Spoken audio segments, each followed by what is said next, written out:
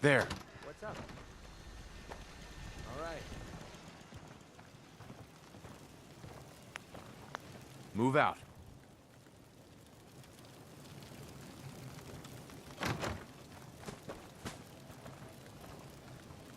Over there.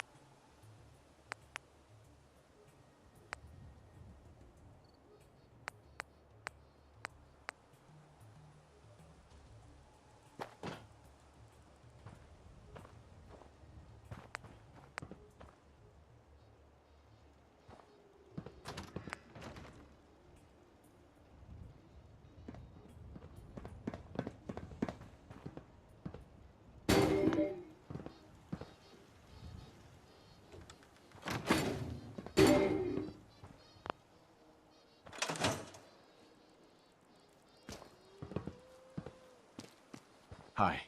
Let's talk.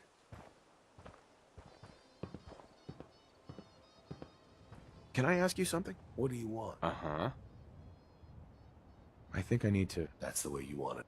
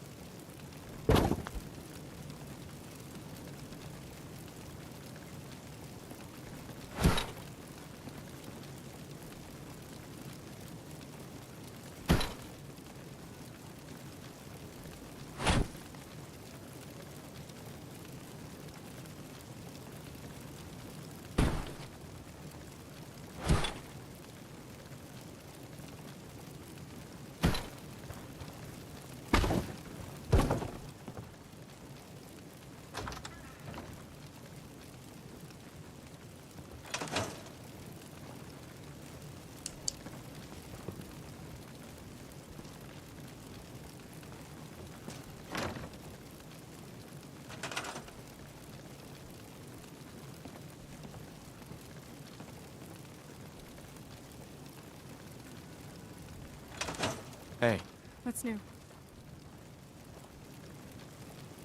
That was it. Sure.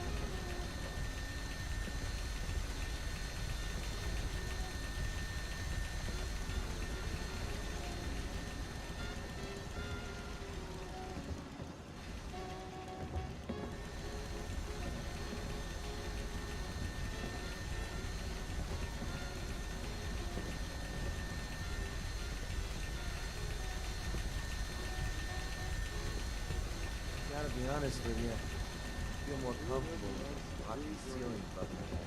Right? I am.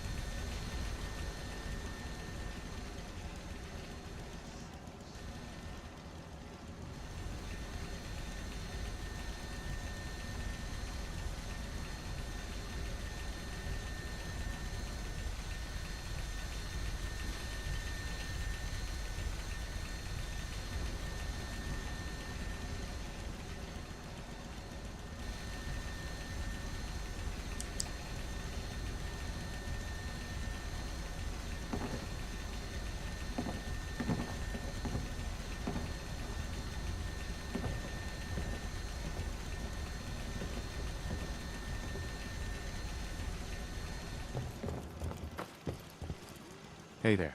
Need something? Time to hit the road. Lead the way.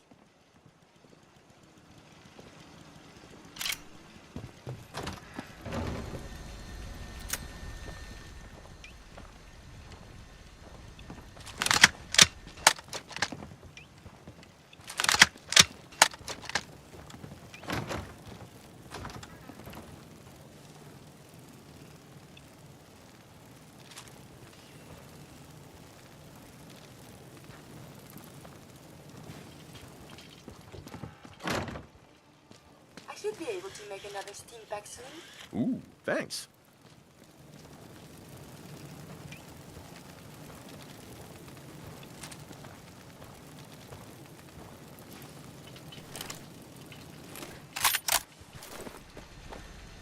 Yeah? Never mind. Hi there. What can I get you?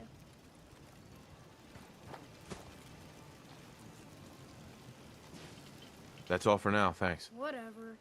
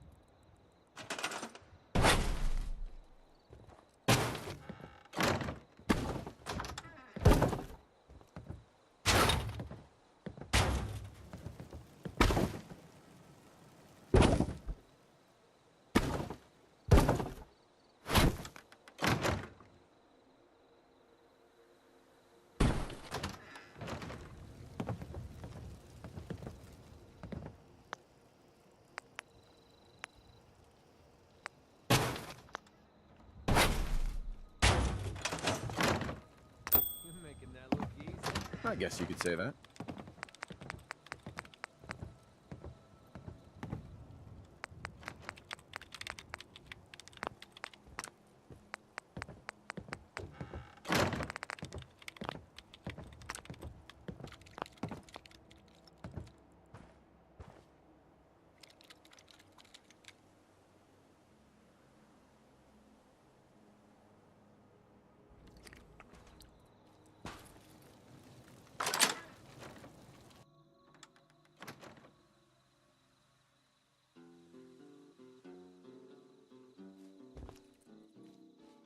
I don't want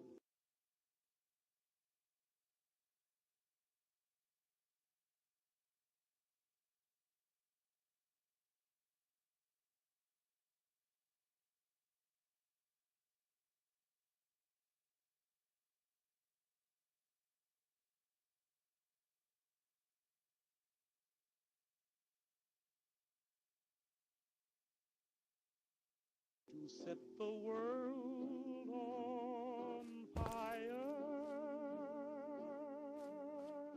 I just want to start a flame in your heart.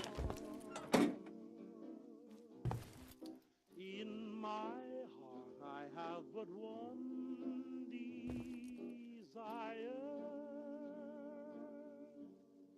and that one is you.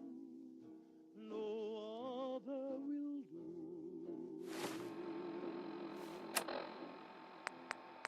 I've lost all ambition for worldly acclaim. I just want to be the one you.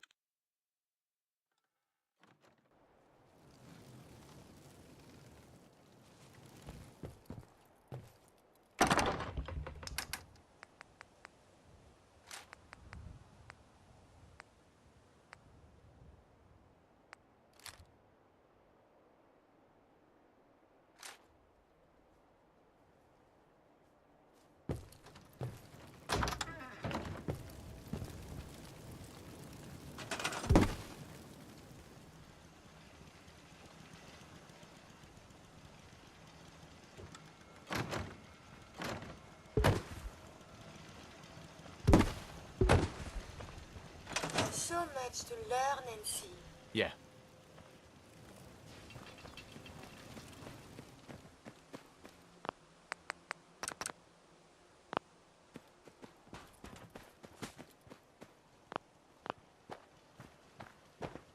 Hey.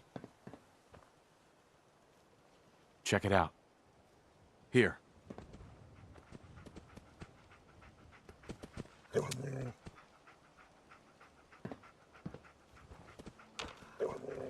Hey.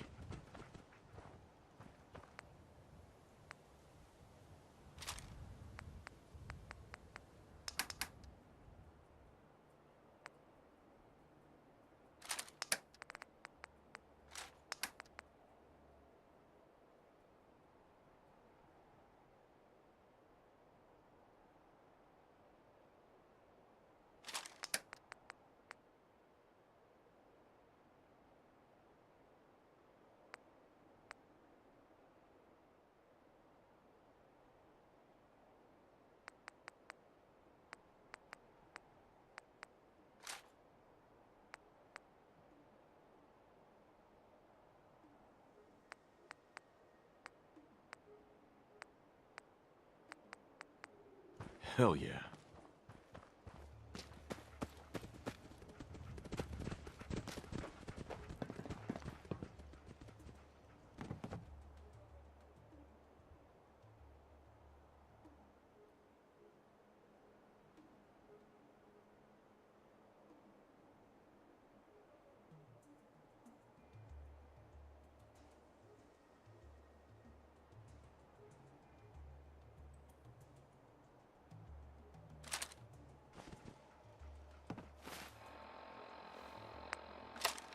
A routine analysis of you indicates you have suffered very little from radiation.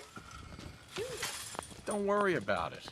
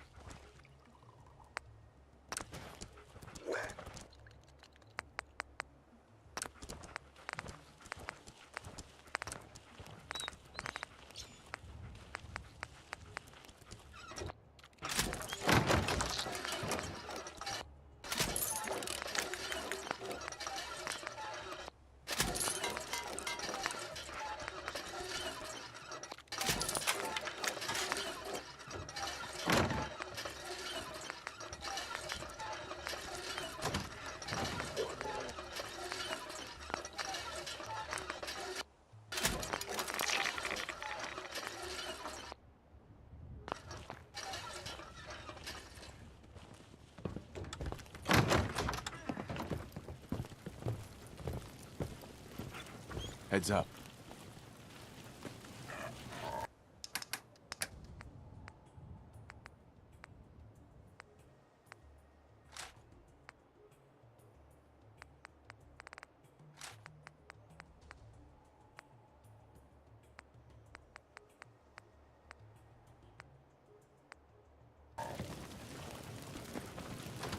Heads up.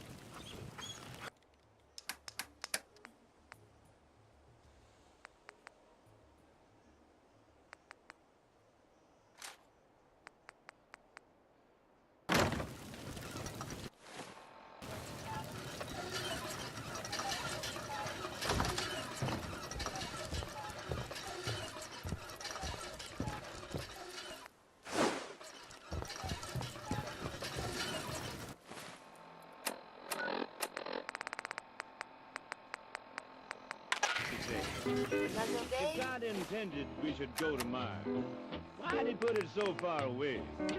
You better stop them scientists from researching, 'cause they done gone too far. They got these boys flying faster than sound. They got the whole world in a war. Man, that atomic energy sure scares me, 'cause if it will do what they claim, you better start thinking about saving your soul. Sam Johnson ain't my name. You think I'm kidding? Sam Johnson ain't my name.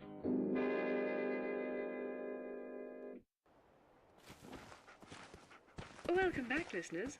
That was Billy Hughes and his Buckaroos with Atomic Sermon. Unfortunately, there has been an interruption with our regularly scheduled programming due to a radroach infestation in our studios. Don't worry, Mr. Wigglesworth, my #1 robot employee, has taken it upon himself to rid us of this slight problem. Isn't that right, Mr. Wigglesworth? He's a keeper, that one. Anyway, as I'm no longer allowed to use the studio, albeit temporarily, I thought I'd take you on a bit of a tour of our wonderful facilities that we have here at Vault 97. So, in order to get us going, I thought I'd go down to one of the rooms I use the most, which is the kitchen. So here we are in Vault 97's kitchen, in a feature new to the station that I'd like to call, remember to record the jingle,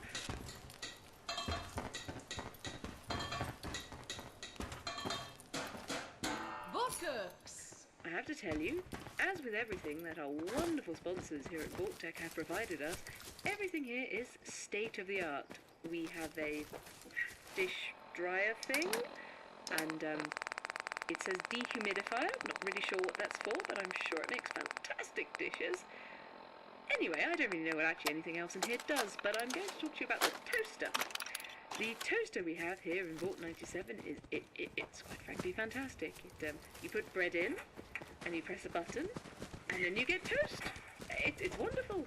I'm not entirely sure if any of you wasteland people have any of this stuff, but if you don't, I highly recommend you purchase or scavenge or whatever it is you're doing out there in the post-nuclear wasteland. Look for a toaster.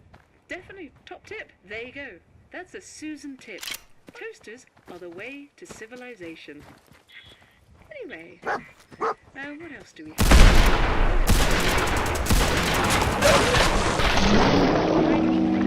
This makes enough plants for 400 people. Not really.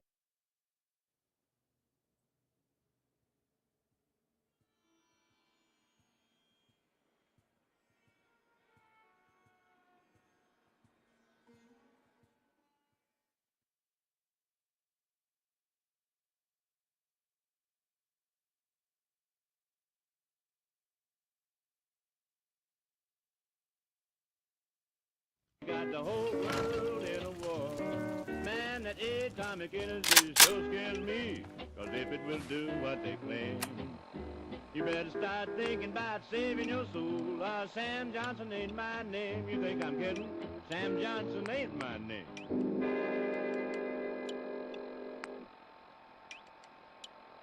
Welcome back, listeners. That was Billy Hughes and his Buckaroos with Atomic Sermon. Unfortunately, there has been an interruption with our regularly scheduled programming due to a radroach infestation in our studios. Hey, Don't worry, Mr. Wigglesworth, my #1 robot employee, has taken it upon himself to rid us of this slight problem. Isn't that right, Mr. Wigglesworth? He's a keeper, that one. Anyway, as I'm no longer allowed to use the studio, albeit temporarily, I thought I'd take you on a bit of a tour of our wonderful facilities that we have here at Vault 97. So, in order to get us going, I thought I'd go down to one of the rooms I use the most, which is the kitchen. So here we are in Vault 97's kitchen, in a feature new to this station that I'd like to call, and of course the jingle. So much to learn and see. uh-huh. I have to tell you, as with everything that our wonderful sponsors here at VaultTech have provided us, everything here is state-of-the-art. We have a dish dryer thing, and it says dehumidifier. Not really sure what that's for, but I'm sure it makes fantastic dishes. Anyway, I don't really know what actually anything else in here does, but I'm going to talk to you about the toaster. The toaster we have here in Vault 97 is it's quite frankly fantastic. You put bread in, and you press a button, and then you get toast.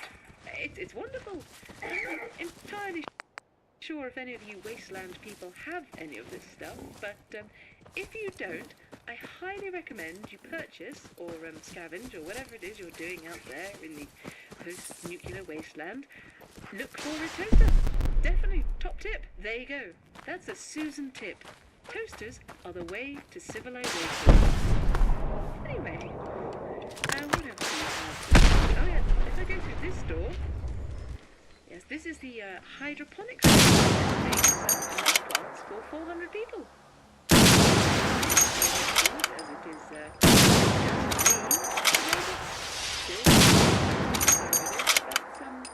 that's lovely. Really nice of them.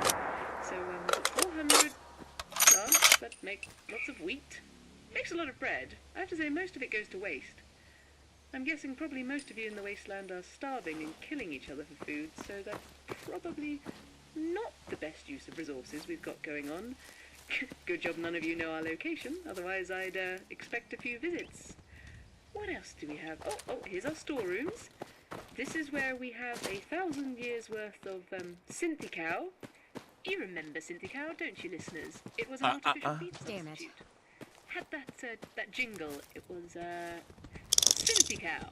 You'd be mad not to. I have a lot of that. That and wheat. Excellent. My diet's very... No, it's not varied, but I'm alive, so I suppose that's all we can say. Oh, there's a dead radroach over there. Yes, I have dead radroaches. Sometimes I eat their meat.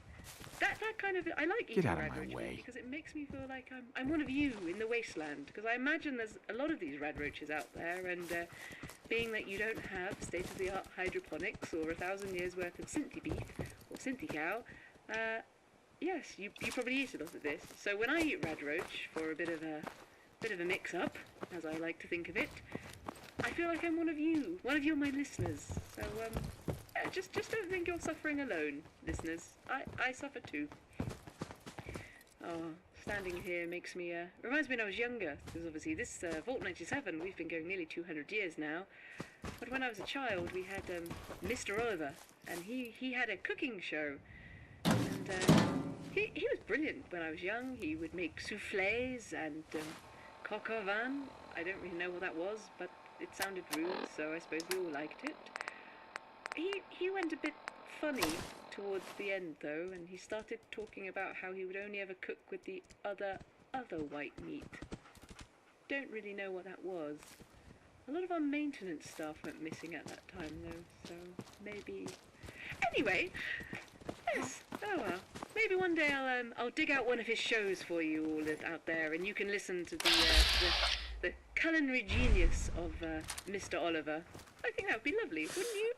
Yes.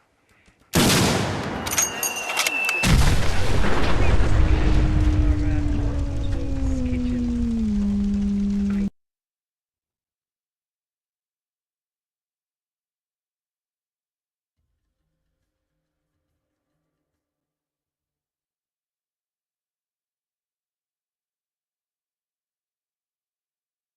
sure what that's for, but I'm sure it makes fantastic dishes. Anyway, I don't really know what actually anything else in here does, but I'm going to talk to you about the toaster. The toaster we have here in Vault 97 is it's quite frankly fantastic. You put bread in, and you press a button, and then you get toast. It's wonderful. I'm not entirely sure if any of you wasteland people have any of this stuff. If you don't, I highly recommend you purchase or scavenge or whatever it is you're doing out there in the wasteland. Definitely, top tip. There you go. Toasters are the way to civilization. What else do we have? Let's go through this door. Yes, this is the hydroponics bay. This makes enough plants for 400 people. Not really sure why there's so much food, as it is just me, but the robots still keep making it. So I guess that's lovely. That's really nice of them. So we've got 400 plants that make lots of wheat. Makes a lot of bread. I have to say most of it goes to waste. I'm guessing probably most of you in the wasteland are starving and killing each other for food, so that's probably not the best use of resources we've got going on. Good job none of you know our location, otherwise I'd expect a few visits. What else do we have? Oh, here's our storerooms. This is where we have 1,000 years worth of Synthi-Cow. You remember Synthi-Cow, don't you, listeners? It was an artificial beef substitute. Had that jingle. It was Synthi-Cow. You'd be mad not to. I have a lot of that. That and wheat. My diet's very... No, it's not varied, but I'm alive, so I suppose that's all we can say. Oh, there's a dead radroach over there. Yes, I have dead radroach. Sometimes I eat their meat. That kind of... I like eating radroach meat because it makes me feel like I'm one of you in the wasteland, because I imagine radroaches out there, and being that you don't have state-of-the-art hydroponics or Synthi-Cow, you probably eat a lot of this. So when I eat radroach for a bit of a... I feel like I'm one of you my listeners. So just don't think you're suffering alone, listeners. I suffer too. Oh, standing here makes me reminds me of younger. Obviously, this Vault 97, we've been going nearly 200 years now. But when I was a child, we had Mr. Oliver, and he had a cooking souffles and coq au vin. I don't really know what that was, but it sounded rude, so I suppose we all liked it. He went a bit funny towards the end, though, and he started talking about how he would only ever cook with the other white meat. Don't really know what that was. A lot of our maintenance staff went missing at that time.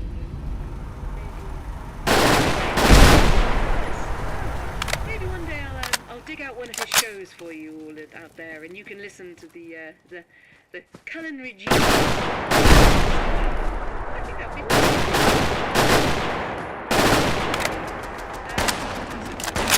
the freezer section.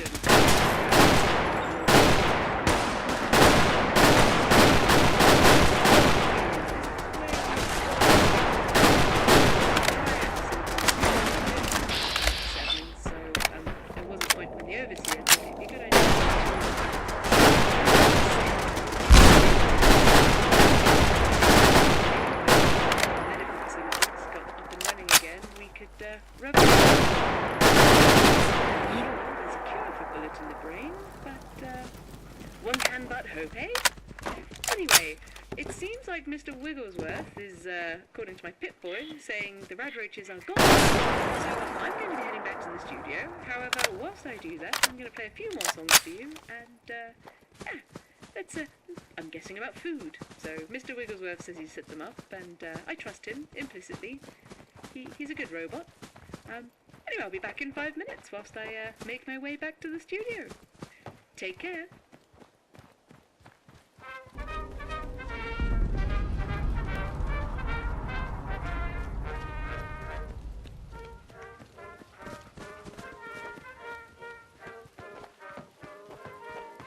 Down beneath the deep blue sea, where one day to be. The mermaids gave Give a man a fish very and you'll feed him for a swell day. affair. Teach him to fish, and he'll sell caps and equipment he never uses. Submarine at the queerest ball I'd ever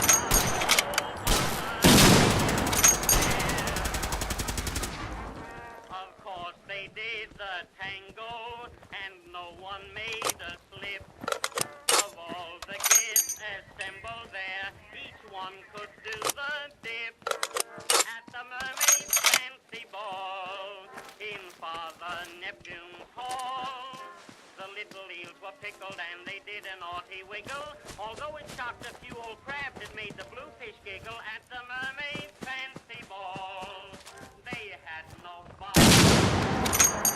Should I be intimidated? On earth do you think you're doing? How many times have I told you about this song? I don't care. Don't take that tone with me. I can have you run down to scrap metal at any time. Do you think my listeners really care what you like? No. My listeners do not care for songs about mermaids. And for the last time, I have told you, every time we play this song, it sends the robots that are working in the water treatment department into shutdown mode. And now it's time for my mandatory downtime. You're very, very lucky, Mr. Wigglesworth. However, you think I'm leaving you in charge whilst I go to sleep? You have another thing coming. I'm going to send for Mr. Mills. Hi. In the Hey, meantime, you the I'm going ones to that have to Hardy leave sent this to drop off playlist supplies to old main Ben? running. Let's go. Yep, that's me. Is there a problem? You're late. Been waiting over an hour for you guys to show. Is everything okay? You seem pretty tense. It's not looking good for May. Her dementia's progressed up to stage 6. What does that mean? The engine's running, but it's hard to tell if there's anyone behind the wheel. Her short-term memory's pretty much shot, and the delusions and anxiety are getting worse. Had to remind her who I was today. It's not something you're ever prepared for. And with Ben at stage 7, it feels like we're losing hope. What are you gonna do now, Doctor? Honestly, I've got no idea. She's gonna need more frequent visits just to assist with everyday activities. We can't provide them with the care they need, not without more volunteers. But at the same time, we can't just abandon them, not after what they did to save us. What do you mean? What happened to you guys? Years back, a group of us were trapped in a house fire south of Medford. Figured we were goners, until Ben and May showed up out of nowhere and rescued us. We became good friends over the years, and started caring for them as their condition deteriorated. But there's not much more we can do for Ben at this point. At stage 7, he can't speak anymore, and the chems don't help with the symptoms once someone is that far gone. It's just about providing comfort for him to the extent we're able. You can never go wrong helping your friends and family. Is there anything I can do to help? Well, now that you mention it, if you'd be willing to keep them company for a bit, I've got an errand to run down south. I'm happy to help with anything I can. All right. I mean, if it's not too much trouble. It shouldn't be more than 8 hours or so before Terrence arrives for the next shift. Ben's asleep, so it's just a matter of keeping an eye on May. Head on in with the supplies, and thanks again. I get to roll out the old fancy evening gown. Anyway, you can vote for who you would like What's to the be deal? Broadcaster of the Year on frequency. Hey, got a sec? What's on your mind? Kilohertz. Just give us a call on that number and let us know who you would like to be. Didn't have Broadcaster anything of else the for the Year. moment. I feel We, ya. of course, here will all be voting as well. Mr. Wigglesworth and his robot crew. I'd like to think I know who they'll be nominating for this year's Host of the Year. Fingers crossed, eh?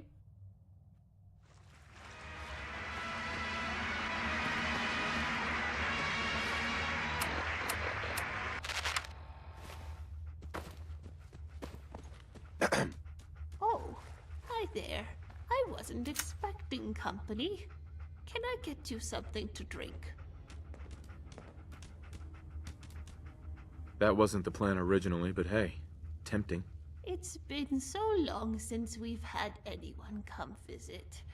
What brings you here? Cut the shit, May. You know why I'm here. I'm sorry, dear. Do we know each other? After what you pulled, quit pretending you don't remember me! I do like your costume and makeup. Is it Halloween already? This is making me uncomfortable. Don't wuss out on me now. I've come way too far not to see this through. Dementia or not, they need to pay for what they've done.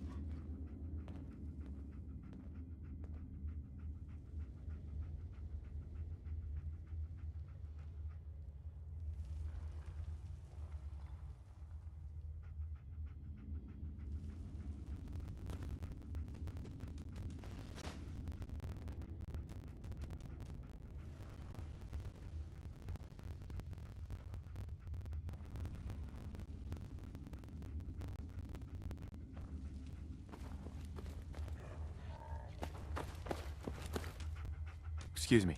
Oh, hi there. I wasn't expecting company. Can I get you something to drink?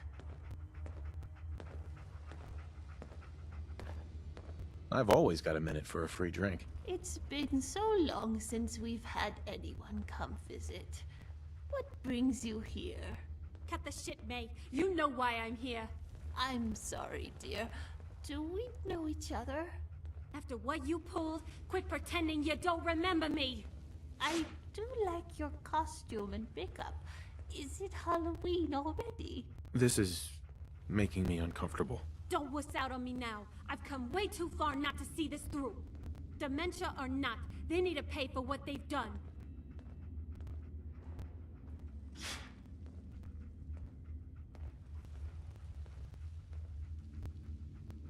Hold on. Let's talk about this. At this point, you're either with me or against me. Make your choice. Would you like a cookie?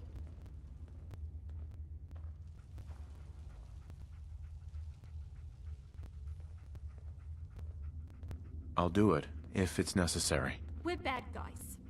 It's what we do.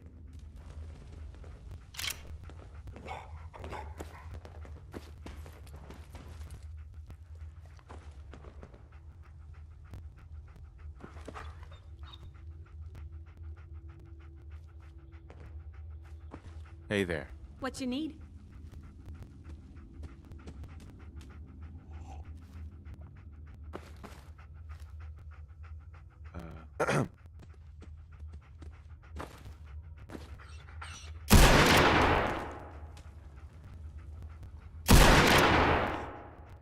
Hey. Thanks for your help. I know it wasn't easy.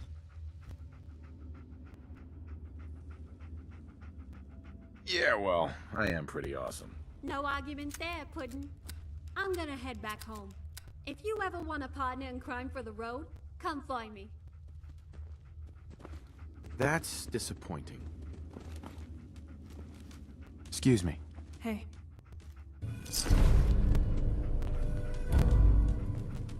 I need to ask you something. All right, shoot. I want to ask you something else. Of course.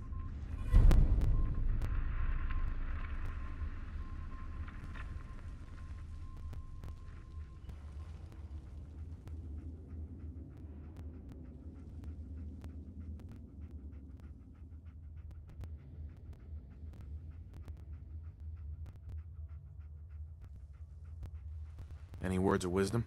I want to roll my eyes right now. But Doc Rachel said if I keep doing it, my ocular muscles might spaz and eject my eyeballs. I need medical attention. Careful there, sweet cheeks. I haven't decided which way I'm gonna take your temperature yet.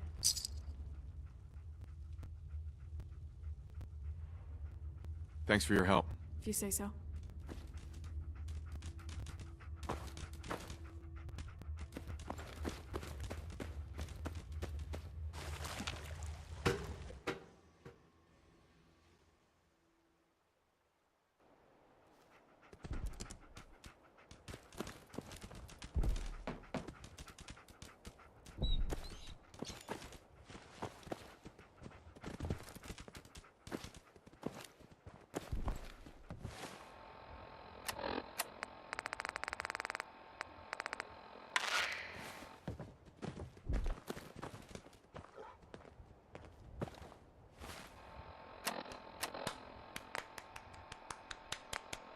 was rather good, Mr. Wigglesworth. And Robot Orchestra, you did very well. Did you write that yourself, Mr. Wigglesworth? I wasn't entirely sure robots could compose. Guy Strauss. Is he famous? He wrote quite a lot of music. Are you going to play more of him? Because he was quite good. I enjoyed that. Yes, just if the water purification robots maybe tighten up the oboe section a little bit, but other than that, absolutely fantastic. Think you've got a real winner there, Mr. Wigglesworth. Anyway, yes, listeners, so that was Mr. Wigglesworth and his orchestra playing the Blue Daniel Waltz by a man named Strauss. Perhaps I should actually pay some attention to the finer things in Vault's archives and play a few more of them. I quite enjoyed that. Anyway, now it's time to move on to our next segment. It is, of course, time for Vault Beats. Just these idiots and be done with the place.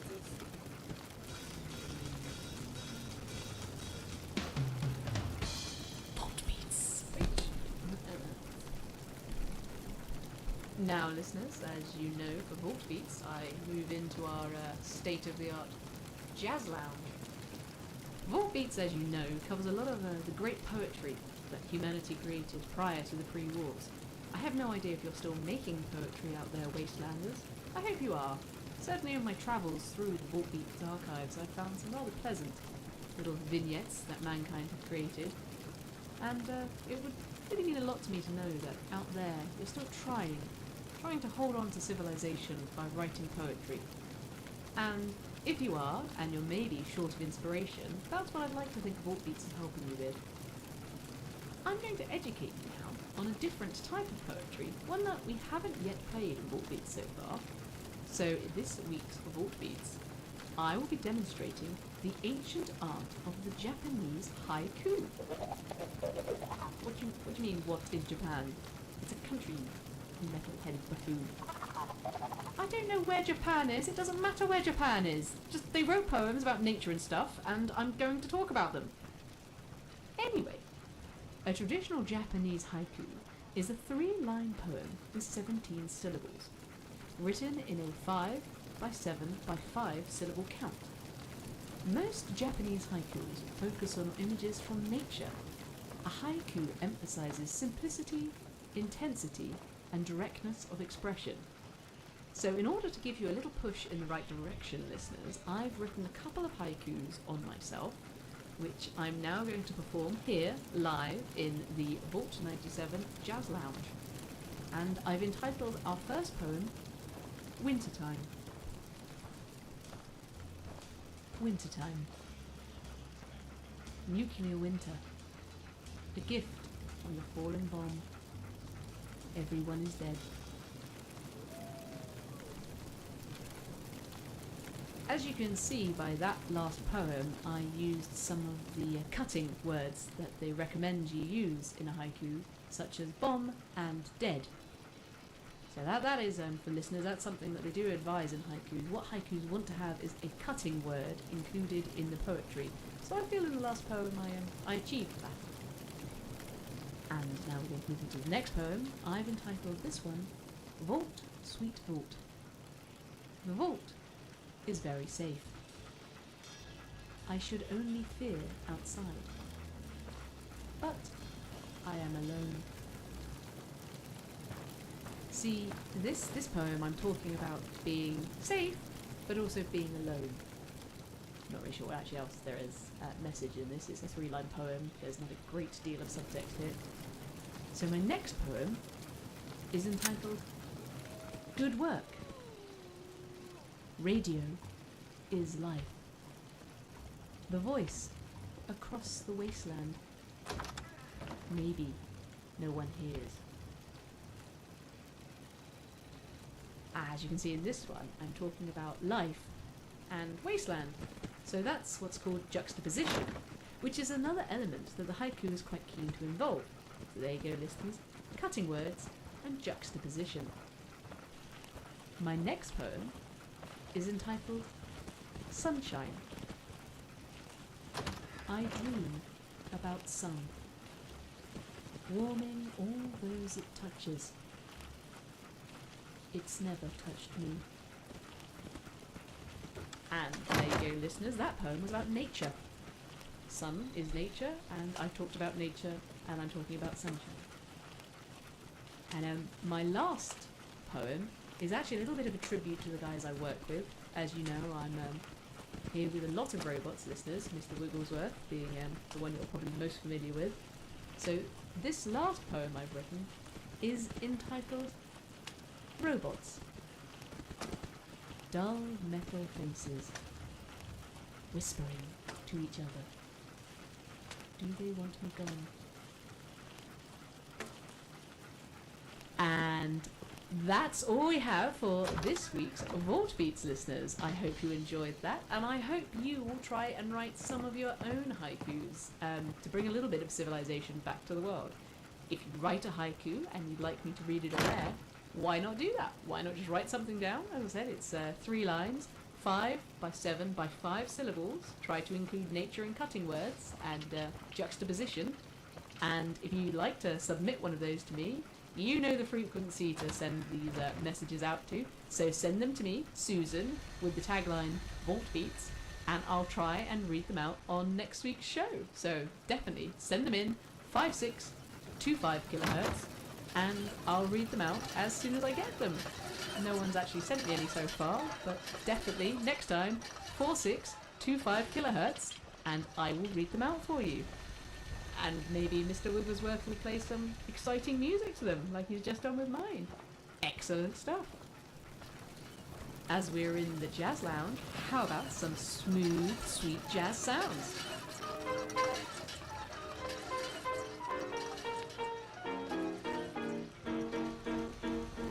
Nice. Where shall I go when I go where I go? Since you have sent me away, and what can I do when I do what I do? You seem to haunt me all day. Now where can I find what I found when I first met you? You were unkind, but I simply can't forget you. Where shall I go? Excuse me. Enjoying the view? Just looking to trade a little. You want me to carry what now?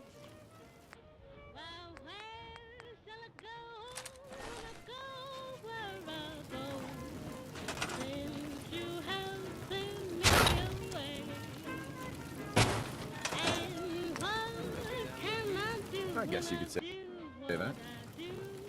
Yes.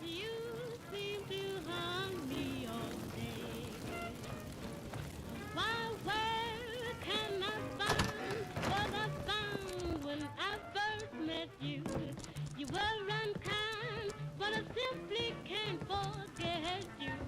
Where shall I go when I go where I go? Since you have sent me away. That was The Lone Wanderer by Helen Hughes. That song's dedicated to anyone out there in the wasteland who might themselves feel like they're a bit of a lone wanderer. I appreciate it's probably a bit lonely up there, with nothing but the night stars and a tin of simply cow to keep you company. So if you do feel that you're one of those lone wanderers out there, just know that song was for you. I have to take some mandatory downtime now, but before I go, I'm going to leave you with the jazzy fun sounds of the Metronome All-Stars and the Victory Ball.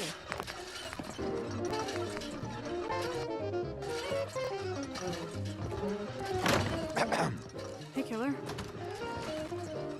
Just wanted to trade a few things. I suspected as much.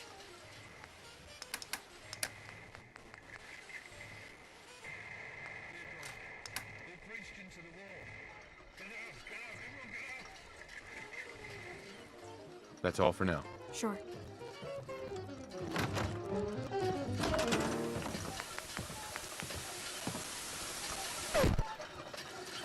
No, I'm sorry, Mr. Wigglesworth, for the last time. I'm not doing this. What? It's pointless. We've sent the scout robots out. We know there's no more roads, no more cars. they're not going to flood the vault with radiation if I refuse to do an advert. What do you think Dodge paid us lots of money? I don't know. Dodge didn't pay us money.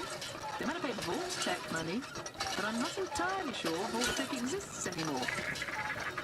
No, of course Vault Tech exists, otherwise why would we exist? But I don't think Dodge are still paying Vault Tech. No, I don't care. I'm not doing it, not doing it, not doing it. It's stupid. You realise I could be doing another in-depth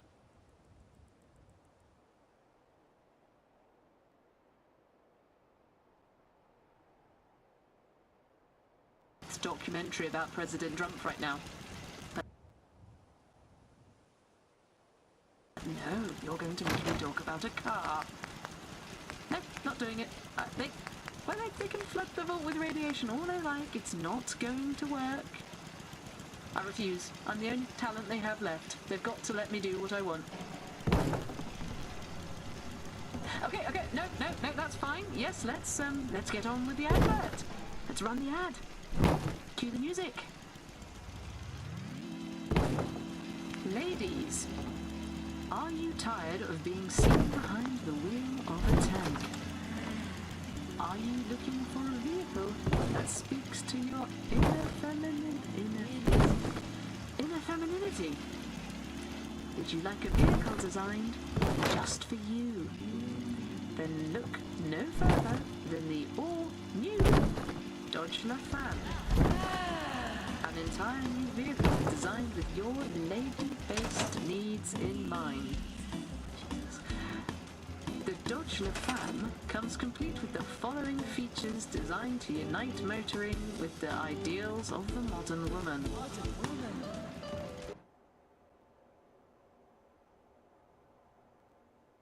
A built-in handbag, an umbrella, a stylish raincoat that matches the stunning cream interior.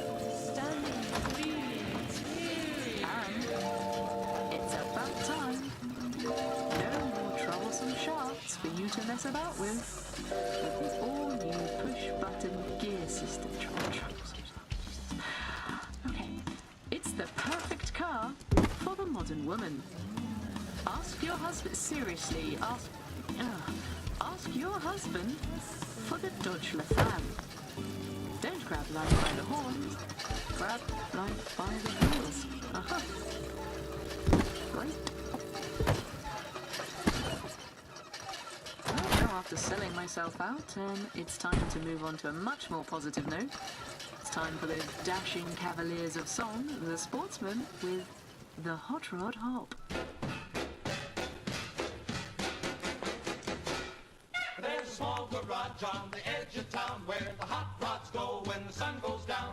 The place belongs to a Mr. Jones who repairs hot rods and a chaperone. A big Friday night bop called the Hot Rod Hop. All they have is just a piano there and the background sounds of the car repair.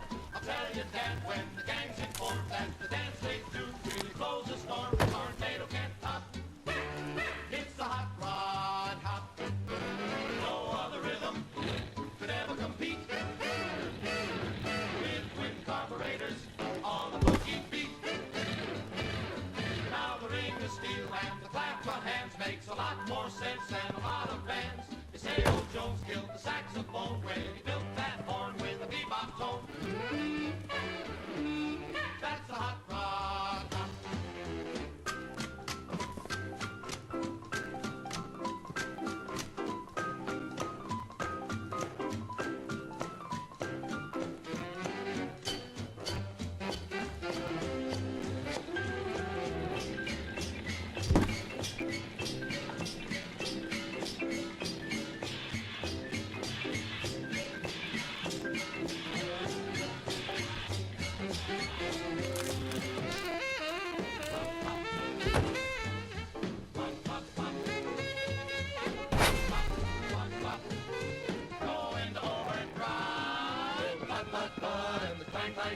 Make a real gone sound and the whole shebang is the rhythm and blues and it isn't corn but Mr. Jones on the hot rod horn. Whoopity pop pop, whoopity pop pop, whoopity bop bop. Bop bop at the hot rod hop. Bop bop. You know, speaking of vehicles, there was actually one time, I remember when I was younger, there was a very popular motoring show on WVR. It was yeah, three chaps. They used to talk about cars. Then they unfortunately seemed to get far too much power and were allowed to do whatever they pretty much wanted. And anyway, ended up causing a schism in the vault, so that didn't exactly end well for us. Something to do with steak preparation. Think someone got assaulted with a T-bone. Yeah, oh weird. Oh well. I've often thought about what the Great American Road Trip used to be. I've been doing some reading here in Vault 97, and it seems like it could be quite exciting taking a road trip back in the day before everything went wrong. So I'm going to give you a couple of my top tips of places you should visit if you're ever out on the roads of what used to be America. And a small part of me really hopes that some of these are still standing, or still sort of standing, maybe smouldering, but on some level standing. So here's my top tips of places you should visit when on a road trip. In first place, the world's largest ball of popcorn. That is located in Sac City, Iowa. Now this is pretty much exactly what it sounds like. It's a really, really, really big ball of popped popcorn. And it lives in this adorable little red house. And you can visit the house and you can see the popcorn inside. The popcorn weighs 5,000 pounds, which is a lot of popped popcorn. The popcorn's quite light, so 5,000 pounds of it, that should give you an indication as to how much popcorn there actually is. And, oh no, you can't eat any of it though, because it's been there quite a long time. In fact, now, you know what happens when you put popcorn in the microwave and it gets a bit like charred in the middle? I imagine that's probably what it's like now, because of the bombs and the radiation. And number 2, we've got the world's largest ball of twine. You knew it had to come on the list sometime. Yes, the world's largest ball of twine is located in Caucus City, Kansas. The world's largest ball of twine was originated by a man named Frank Stober in 1953. It weighs 5,000 pounds and stands 8 feet high. And now Frank achieved that massive ball of twine in only 4 years. I don't really know what would persuade someone to create a really big ball of twine in only 4 years. I'm guessing he wasn't married. Or maybe he was married. Actually, he probably was married, and that's why he's made the really big ball of twine. Anyway, you can go see that in Caucus City, Kansas. So give it a go. 3, a particular attraction that's obviously quite close to my heart, listeners. It's London Bridge. Yes, not the original London Bridge, because that was a medieval structure that I believe was burnt down by Vikings. And there have been many London bridges, but this is one of the London bridges. This London Bridge is currently located in Lake Havasu City in Arizona, and this bridge was originally constructed in London in 1831. However, by 1962, the bridge was not structurally sound enough to support the increased load of traffic that was going across it. So the City of London decided to sell the bridge for a grand total of $2.5 million. And it was moved to Lake Havasu City in Arizona. Fun fact, listeners, when it was transported, it was listed on customs as large antique. I think that's quite fun, large antique.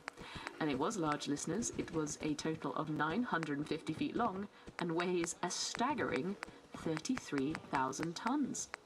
So definitely one worth visiting, and given the size of it, I'd imagine it might still be standing today. So definitely, Wastelanders, if you're ever in the area of Lake Havasu City in Arizona, go visit London Bridge. In number 4, we have the Gemini Giant. This is located in Wilmington, Illinois, and from my reading, this Gemini giant is just a very large statue of a spaceman. Except it's not a very good statue of a spaceman, but it was originally made to promote a series of cafes called the Launchpad Diner. And apparently there are several of these throughout the great state of Illinois, and they were promoting sort of the Gemini space programming and some cafes at the same time, and they're quite creepy, so keep an eye out for those. In number 5, we have the world's largest shoe house. Now, the world's largest shoe house is located in Pelham, Pennsylvania, and it was originally built in 1948 as a rather extravagant advertising gimmick by a shoe salesman. We don't know how many old women and children live in this particular shoe, but definitely worth a visit. And in the last place, or not last place, they're not placed, but the last tip I have for you, this one really, really tickles me. It's the life-size chocolate mousse located in Scarborough, Maine. Now, this isn't a big pot of chocolate mousse. This is Lenny, who is a mousse made of chocolate. So he's a life-size chocolate mousse. I think that's quite fun. And he weighs 1,700 pounds, and he's made of milk chocolate. And apparently he's 100% anatomically correct. I'll leave you to think what being 100% anatomically correct and made of chocolate is, but yeah, he's a fantastic visit. So he's a life-size chocolate mousse. I really hope he still exists, because one day I think I'd like to see the life-size chocolate mousse. And he's located in Scarborough, Maine, if I didn't say so already. It's funny when you think about some of these roadside attractions. I mean, what drives a person to create a really big ball of twine, or a big ball of popcorn, or a giant spaceman? What do you think, Mr. Wigglesworth? Do you think there's a reason for it? I can't imagine you or I making a giant roadside attraction. You're right. Yes, maybe we could make Vault 97 a roadside attraction one day. Although I don't think we've got anything particularly big inside. I suppose our, water filtration system's quite big. Maybe people would want to see that? No, you're right. I don't think anyone would want to see that. Anyway, listeners, that's it for Susan's travel tips for the day. So if any of you are out there at any of those locations, why not visit some of them? Let me know if they're still standing. Take some photos if you can.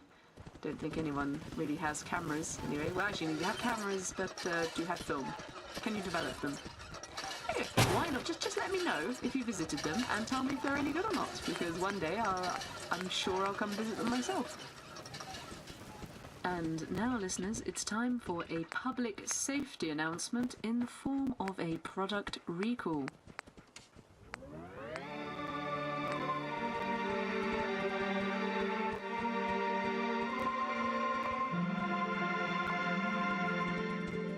This public service announcement is brought to you by Levino Diamonds. Wanting clarity, it must be Levino. Do you own any Levino diamonds? It is understanding that the Levino Diamond Company may have been loading diamonds into a nuclear reactor in order to change them into the rarer blue specimen. So if you have a blue diamond that you believe is from the Levino Diamond Company, they're dangerous. Don't buy them. Take them back to whichever hack trader you bought them from in the first place, because they're very, very radioactive. Don't just mean a little bit radioactive, I mean a lot radioactive, to the point where we've had reports of extra limbs, third nipples, hair loss. Well, that's always worrying for, I think, everyone. An uncontrollable lust. Didn't realise actually radiation could do that, but you learn something new every day. So, baldness, third nipples, extra limbs, and lust. So if you have a blue diamond from the Levino Diamond Company, just bury it. Bury it really, really deep. Or sell it to someone you don't like. But mostly bury it, because you don't just have to own it. You could be near a diamond and you could get a third nipple. or a raging lust. Yeah. So Lavino diamonds, bad. Radioactive, don't do it. Bury them, or sell them to someone you don't like, but mostly bury. Why not throw them? Throw them in water. That might work. Yeah, that's a good idea. Throw them in water, because then, unless you can fish them, but they're diamonds, so they're tiny. Maybe. Oh, but if you eat them, that could be bad. No, ignore me. Bury them. Just simply bury them really, really deeply. Maybe. I'd like to travel together some more. Then let us get underway. You don't need the tin, but maybe a can of a lesser material, or concrete, and bury them. Anyway, yes, so Lavino diamonds, bad. Don't buy them. If you have them, get rid of them. I'm sorry if you're going to lose a lot of money from that. Just for the record, Mr. Wigglesworth, do we have any other sponsors of our PSAs? We don't. Okay. Never mind.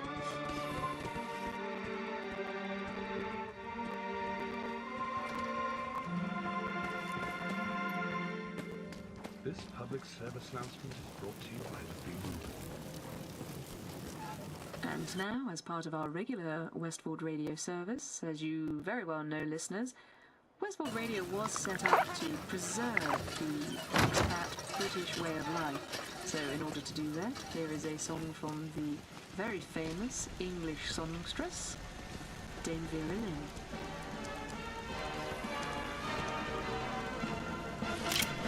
I give you a toast, ladies and gentlemen.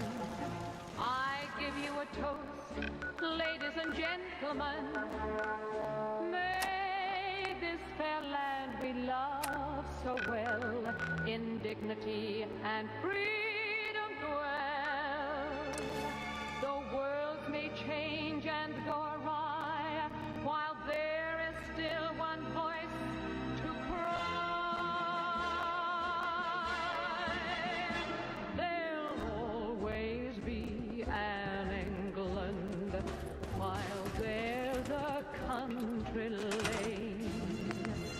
Wherever there's a cottage small, beside a field of grain, there'll always be an England, while there's a busy street.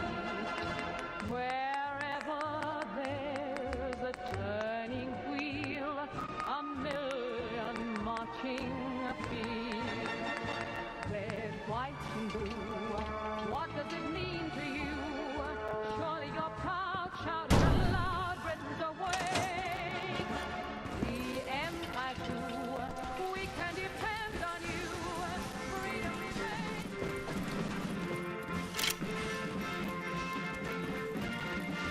Well, hello. Hey. Got a minute? We doing business or what? I think it'd be best if we went our separate ways. Now, if you don't mind, I'm kind of in the water business, not the talking business.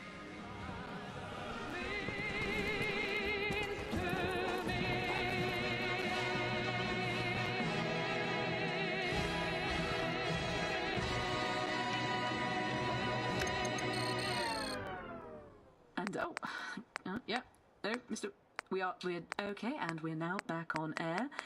Pardon that interruption, listeners. That was from Radio Vault East. They've occasionally think it's fun to tap into our signal and play some of their Antipodean tripe. I'm telling you, no, that could happen. Mary, I know you're listening to this, so I'm going to tell you now, you're the worst. You're the absolute worst. I hate you. I hate you so much. And don't keep sending me messages saying that you have original Vault 92 content, because I know you don't. Because I don't have them, and if I don't have them, I'm a listening idiot. You certainly don't have them.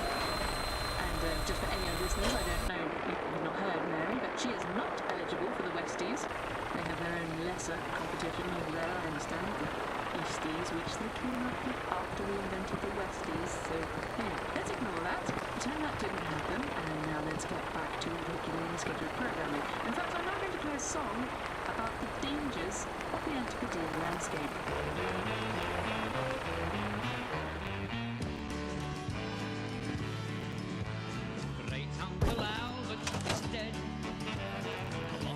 Hey, Go check that out.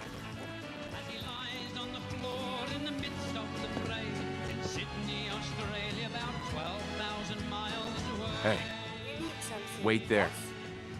From Manchester, England, he came with quite a considerable name. As a pianist and comic, all the rings he would play. Till the time came when Albert decided to travel away.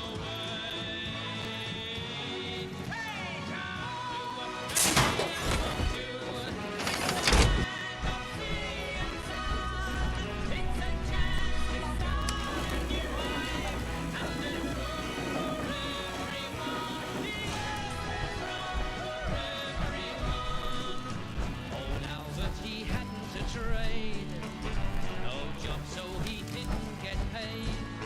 So he travelled about till he finally found a piano to play for the sheep shearers gathered around. He played there right up till tonight, when the boys picked on him for a fight. No chance of a new life, there's no life at all. His body lies still, the bottle lies smashed by the wall. Hey, come to Australia, won't you? It's a land of freedom. It's a chance to start a new life, and there's room for everyone. Yes, there's room for everyone. Hey, come to Australia, won't you? It's a land of freedom. It's a chance to start a new life, and there's room for everyone. Yes, there's room for everyone. Hey, come to Australia, won't you? It's a land of freedom. It's a chance to start a new life, and there's room for everyone. And that was Come to Australia, Great Uncle Albert is Dead by the Skiffle King, Lonnie Donegan. I like him, he's good fun to listen to. You see, that's what happens, listeners, if you let just anyone DJ a station. You get Radio Vault East. See, that's the thing. Radio Vault East, they never had any class. They didn't run things in the same way that we do. See, here at West Vault Radio, our goats they were the perfect system. They made sure that everyone had the ideal career for them. Everyone knew their place in the system. There was the talent, like myself, and the others. The talent were happy, and the others were happy. The talent listened and learned, and while we didn't always see eye to eye with the others, they did have some good points. They're right, we wouldn't have had clean water if it hadn't been for them. Now, we probably should have actually maybe listened to them a little bit more. We had grievances, they had grievances. Yep, no, Mr. Wigglesworth. No, you're right, I agree with Mr. Wigglesworth, absolutely. Perhaps if they were a little bit better at their job, there might not have been so many fatal accidents around here. We were in charge all the time, and the talent must be in charge. And listeners, I'm just looking at the time, and it turns out it's time for my 30 minutes of daily physical fitness. So I'll probably be spending that in the, where shall I go today? I think I'll go to the roller disco room. So I'm going to be heading off there, and in order to keep my energy up, I'm going to leave you with this upbeat tune by the great Rusty Draper. Buzz, buzz, buzz. See you next time.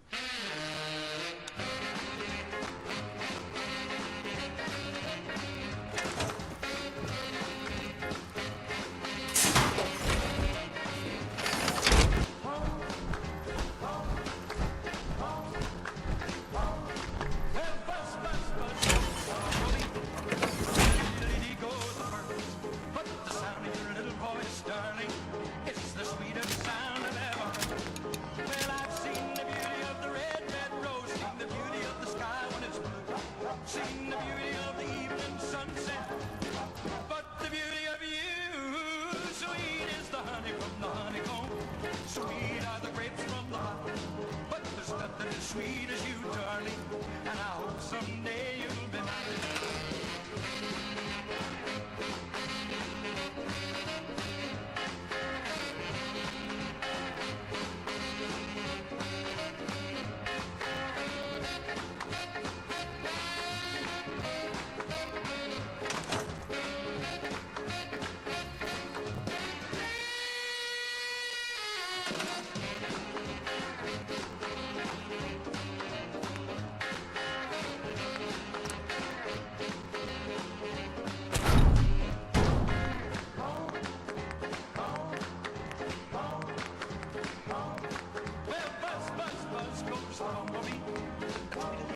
go the birds.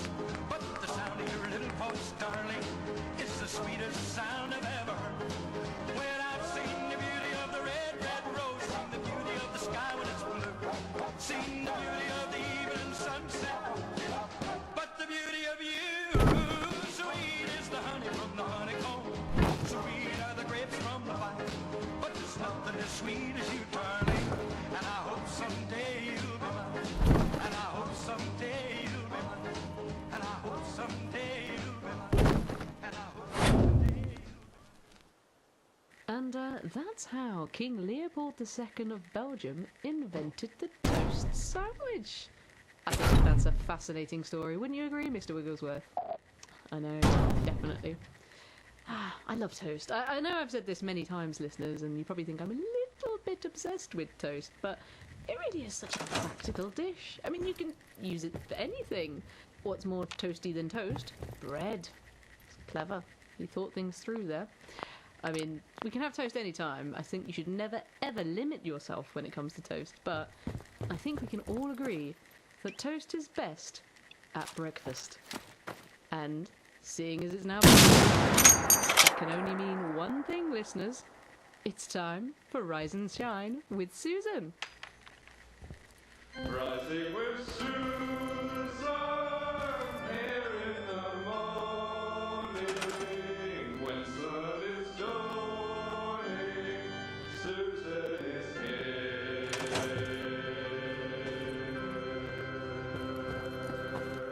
She's the best. Hey, good morning, listeners. And as it's a breakfast show, me, Sunshine Susan, I can give you my super fun morning radio voice. I'm here, of course, with my main man, Mr. Wiggledy Wigglesworth. Say hello to the listeners, Mr. Wigglesworth. Ooh, edgy and topical. And speaking of topical, listeners, this is a Susan story. I've got a story I thought I'd tell you. I know probably some of you are sitting in traffic on the old I-9, but in order to get you through that traffic, I thought I'd tell you a story about when I was in the kitchen the other day. And I was trying to work the microwave. I mean, we've all had problems with the microwave, right? You hear me, listeners, you know the story. Anyway, so I went up to the microwave and I put it on the highest setting because I wanted to heat up some Synthicao.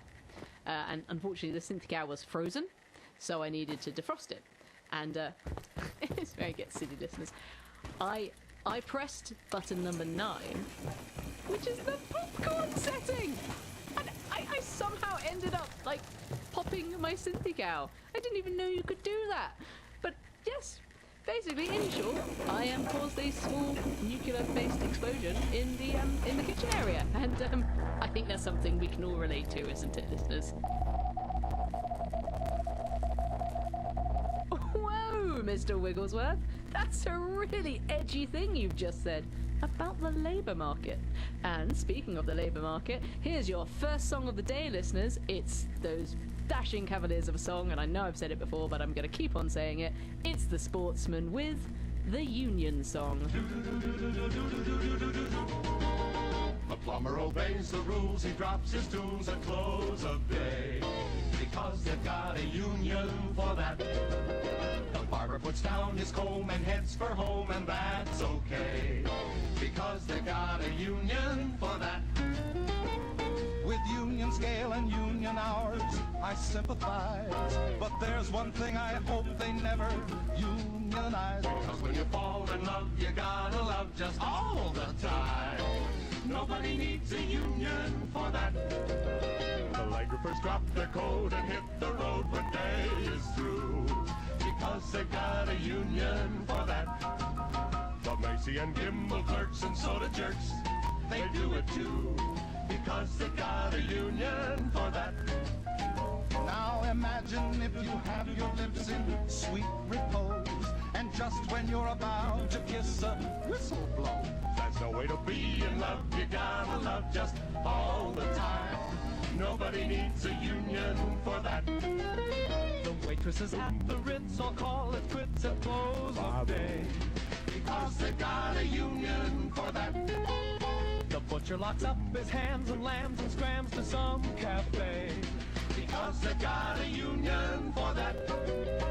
Now suppose you pick a chick who really is unique. She marries you but specifies a 5-day week. That's a way to be in love. You gotta love just all the time. Nobody needs a union for that. Longshoremen desert the dock and punch the clock on time each night. Because they've got a union for that. Steamfitters hop it and steam go home to dream and that's alright. Because they've got a union for that. Now imagine when you start to kiss a pretty maid. She says, now wait a minute, Jack, your dues ain't paid. Whenever you fall in love, you wanna love just all the time. Nobody needs a union for that. Not even Petrillo. Nobody needs. Nobody needs. Nobody needs a union for that.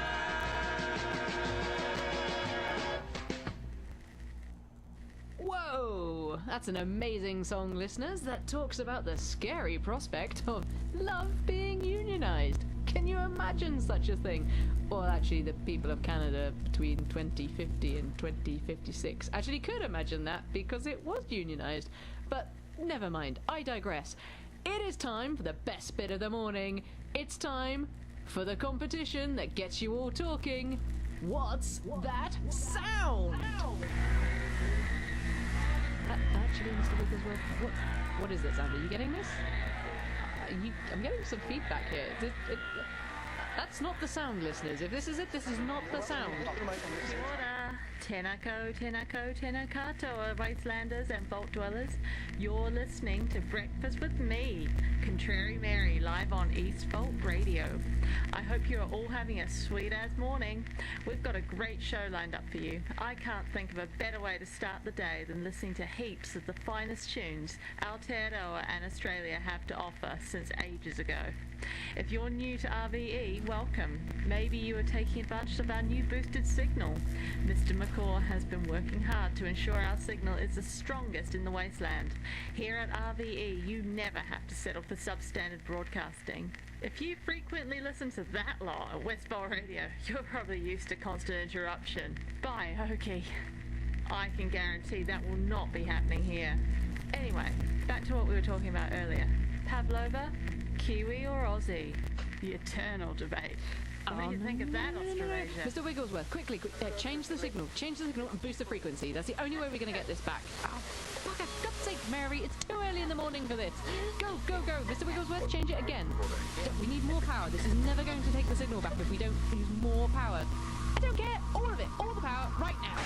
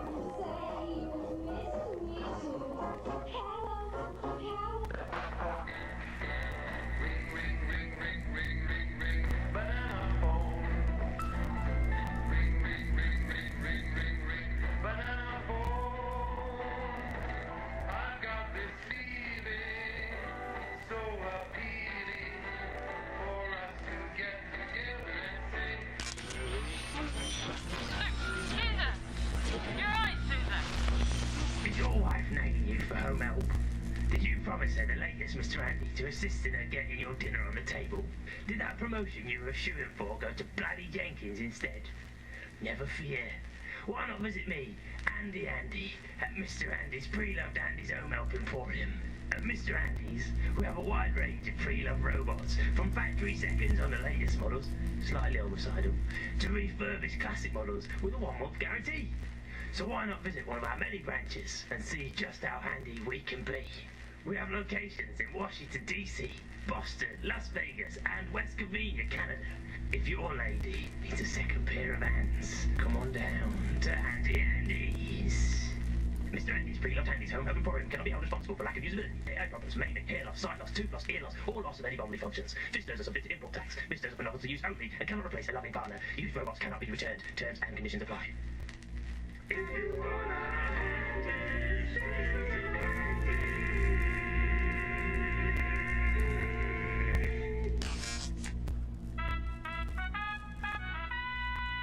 Hello, and welcome to the Westford Radio Junior Broadcasting Training Tape number 5. In this episode, we'll be covering the weather, or if you want to sound clever, meteorology. Now, as ever with Westford Radio programming, a positive spin must be consistent throughout all content. So, for instance, if it is raining outside, you could say, "What a lovely time to try out your new Wellington boots." If it is snowy, you could say, "Well, at least it's not sleeting." And if it is sleeting, you could say, "Well, at least it's not snowing." Now, a fourth suggestion could be... Right, look, I know.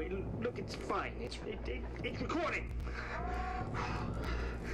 Okay, Susan, it's me, your father. I hope whatever happens, you will still remember that. Everything that's happened, everything that has happened, it wasn't us. This has been building up for a long time, longer than I think we realized even now. This schism, this conflict, has systematically been getting rid of us. And yet the protocols of this vault mean that we must be continually broadcasting. One of us is needed. I don't know what's going on. I don't know what's going to happen now or how it will continue. But they've taken you. He said he could save you, but they caused this. Now your skull has cracked like a bloody damn egg, and I know it was them. That falling chandelier was no accident. Mark my words. Well, it was an accident, but something caused it. Maybe I'm going mad. Maybe we're all mad. What is madness? Anyway, in some ways I hope that's true. At least we might make some more bloody sense. I hope finding this message in a training tape doesn't upset you. I couldn't risk leaving it in plain sight. With any luck, you will have kept up with your training, and I really hope you have. And found this before it's too late. Your mother and I love you. Please remember that. Get out of the vault before it's too late. I found the real surface readings, and it's okay. They're even settlements. Quite likely listening to us. Now, before I leave, let me give you some fatherly advice. The radio host that I was mentored by, before we were even born, told me 3 things. Don't trust the crew, don't trust the higher-ups, and most importantly of all, never trust... Suggestion 67. If there is a tornado, you could say, "Well, at least your wife can now put out the washing." Ha! Suggestion 68.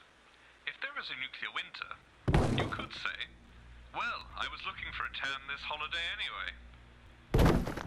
This concludes the Westford Radio Junior Broadcaster Programming.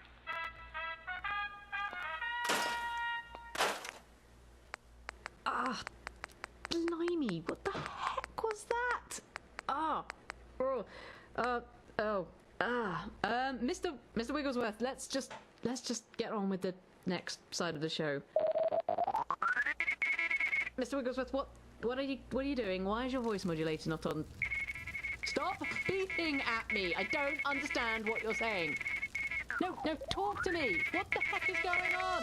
Ah! Oh.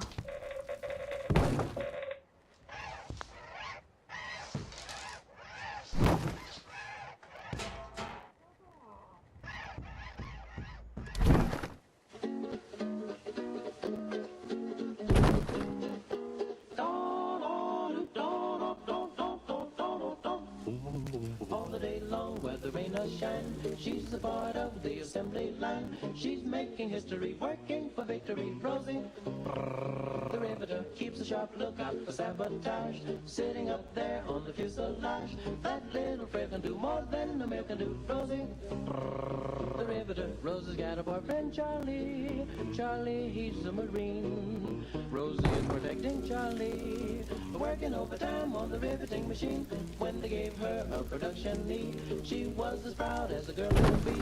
There's something true about red, white, and blue about Rosie, the riveter.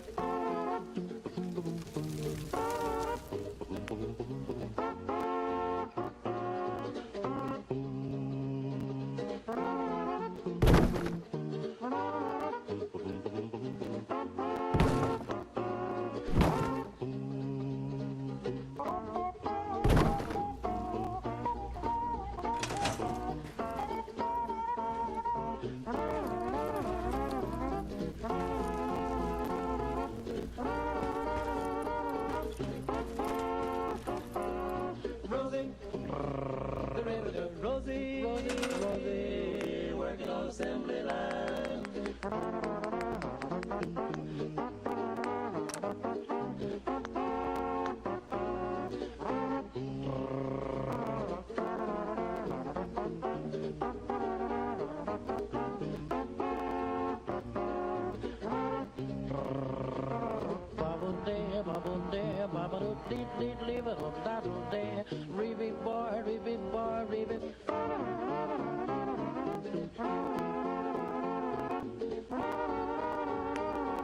Rosie, Rosie, Rosie, the riveter, on the assembly line.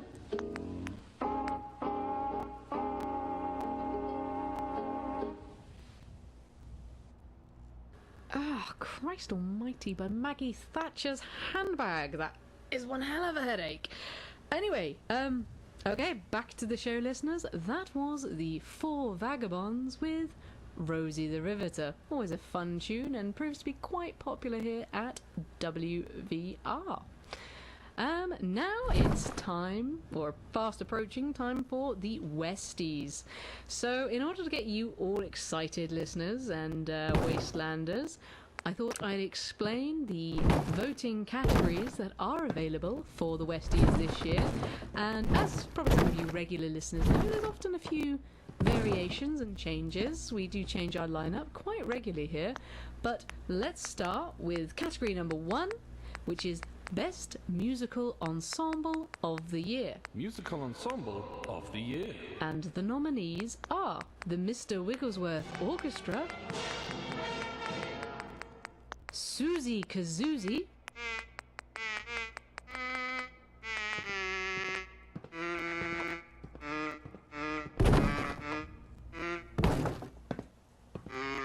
and, well, I think you all know this is one of my favourites, but the Sportsman. Let's sing a song about Susie, that pretty little witty little Susie, with the big brown eyes and the turn. And the second category available for voting is the Best Early Morning Show of the Year. Best Early Morning Show of the Year. There is, of course, only one nomination in this category, listeners, because why on earth would you listen to anything else? It is Rise and Shine with Susan. That's how Cynthia Cow gave me an STD.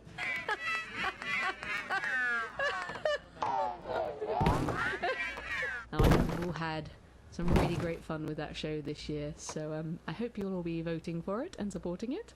Category number 3 is Best Factual Show. Best Factual Show. And there's a couple of nominations in this category. We, of course, have Diorama, the hard-hitting historical news documentary.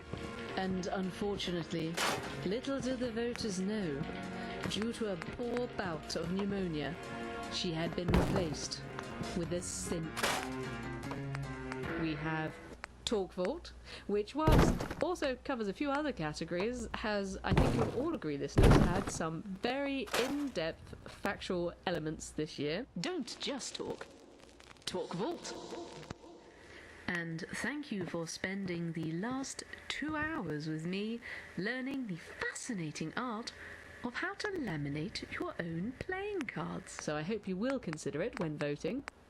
And the third nomination in this category is the Hourly Vault Personal Safety Announcement.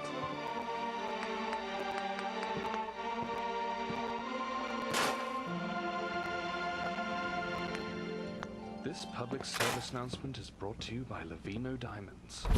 Purity and clarity, it must be Lavino. Now, where would we be without personal safety, listeners? I think we can all agree, chaos. Chaos would reign without personal safety announcements. Category number 4 is the Best Light Entertainment Show. Best Light Entertainment. And in this category, the nominees are Vault Beats,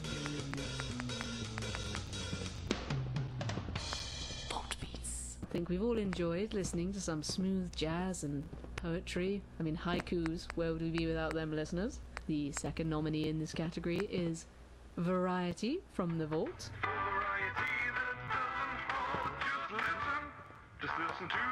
Quite frankly, listeners, I don't think there's a better place where you can get the latest sounds of the wasteland than Variety from the Vault, with me, Susan. And the third nominee, it's a new show, it's only been brought in this year, not due to desperation or anything like that, and that is, of course, Vault Cooks.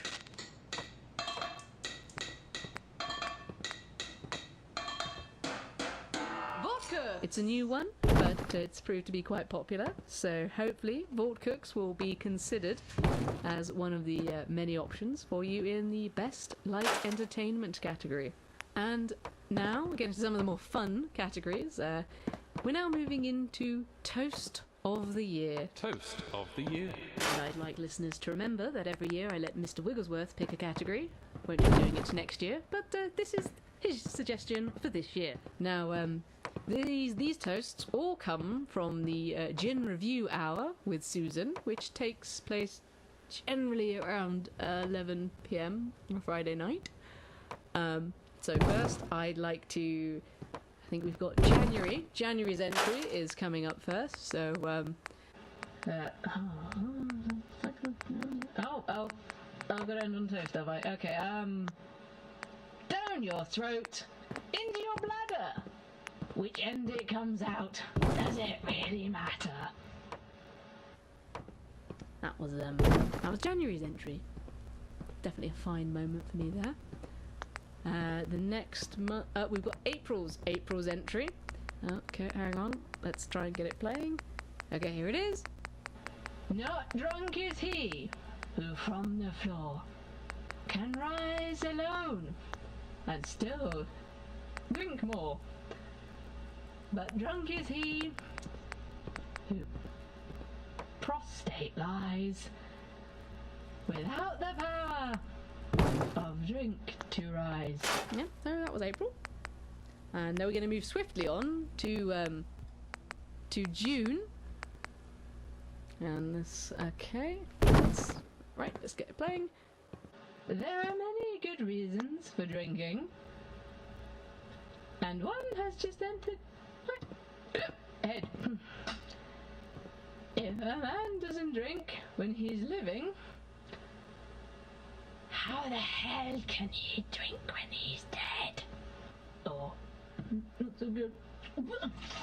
Oh.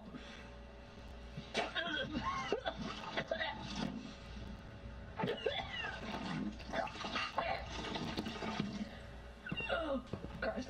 Oh, God. Yeah, really, you had to keep recording that one, didn't you, Mr. Wigglesworth? And, next time on Gin Review, London Dry. That's a bit of a low month for me. Anyway, and the last entry for Toast of the Year came from August.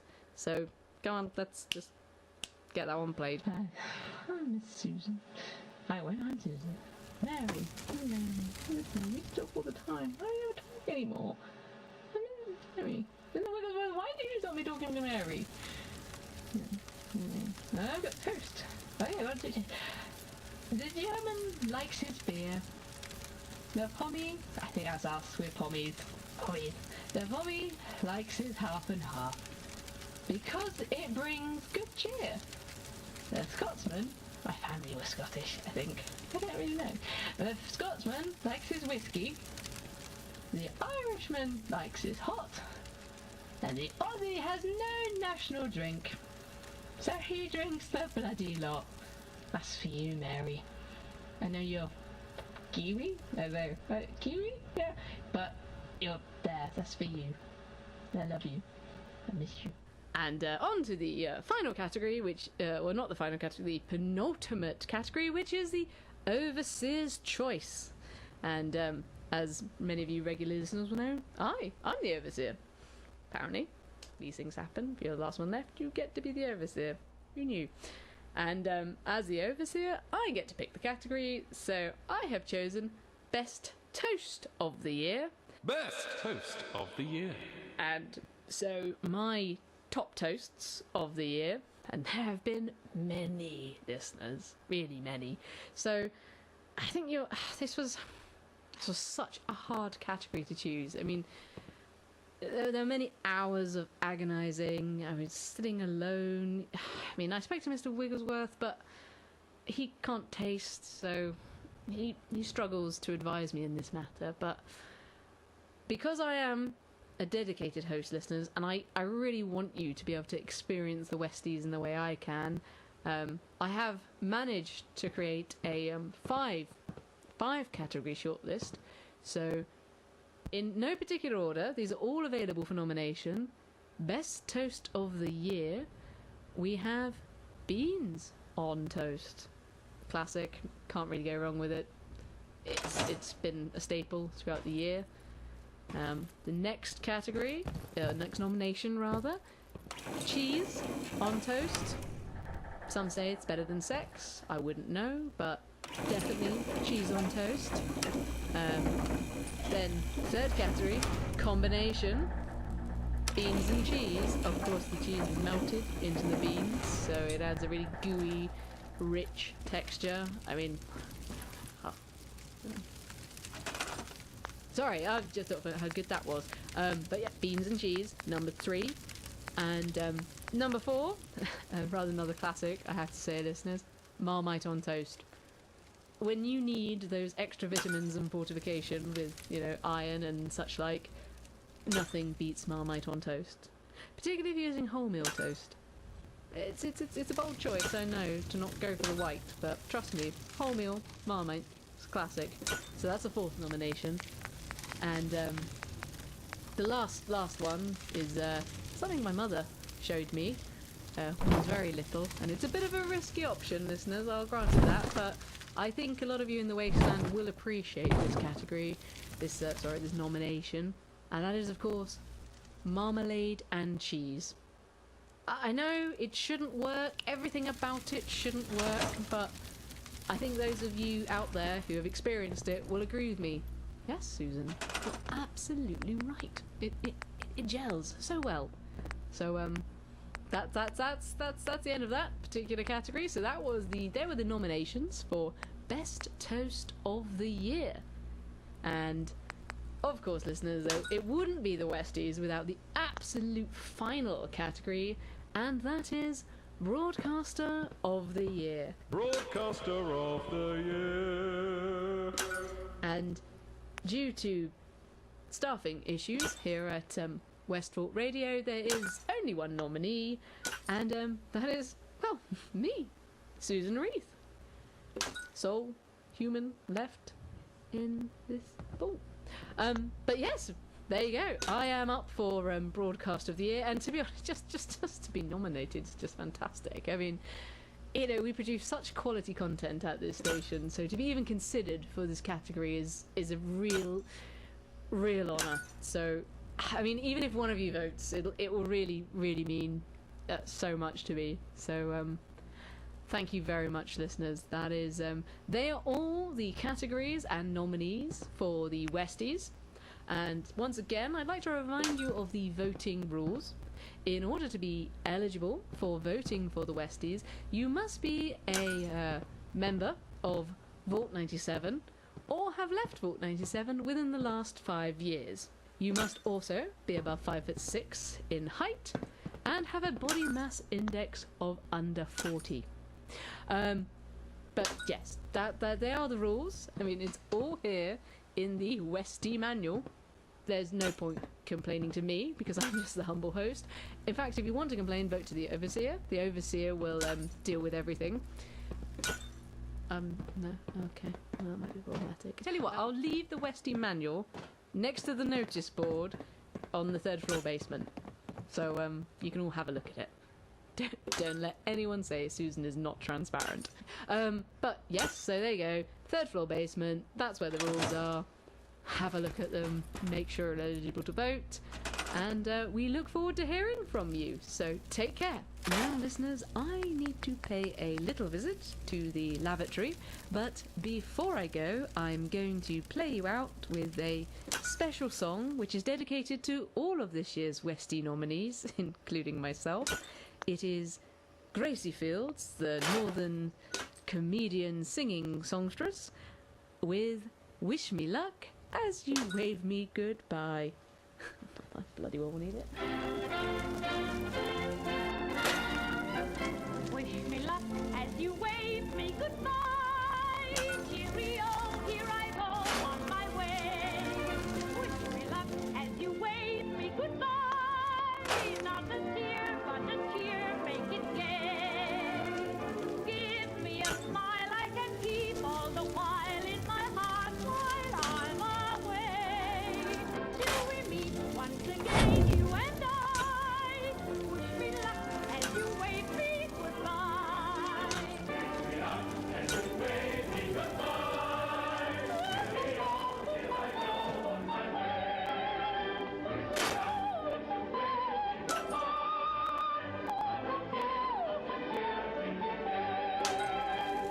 Give me a smile I can keep all the while in my heart while I'm away.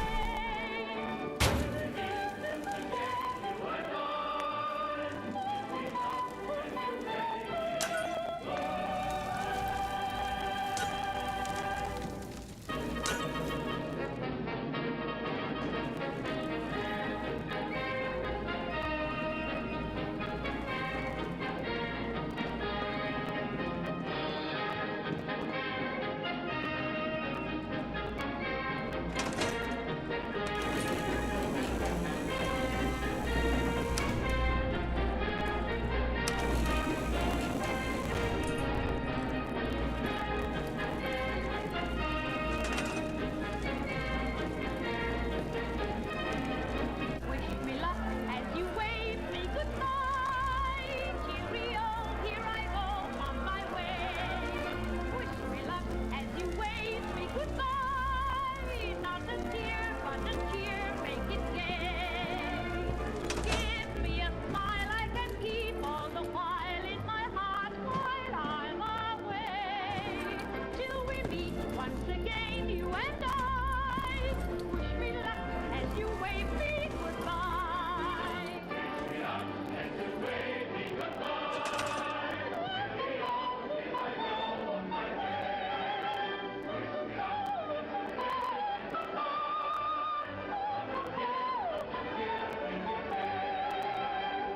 Give me a smile I can keep all the while in my heart while I'm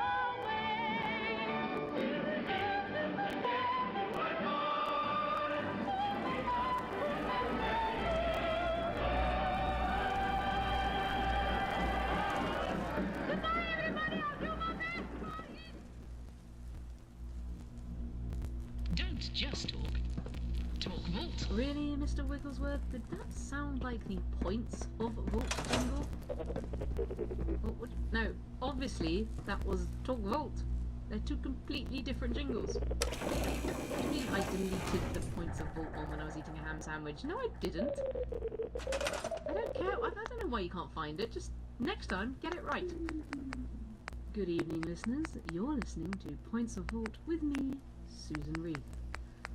You may be pleased to know, listeners, that we've managed to finally fix our receiver antenna.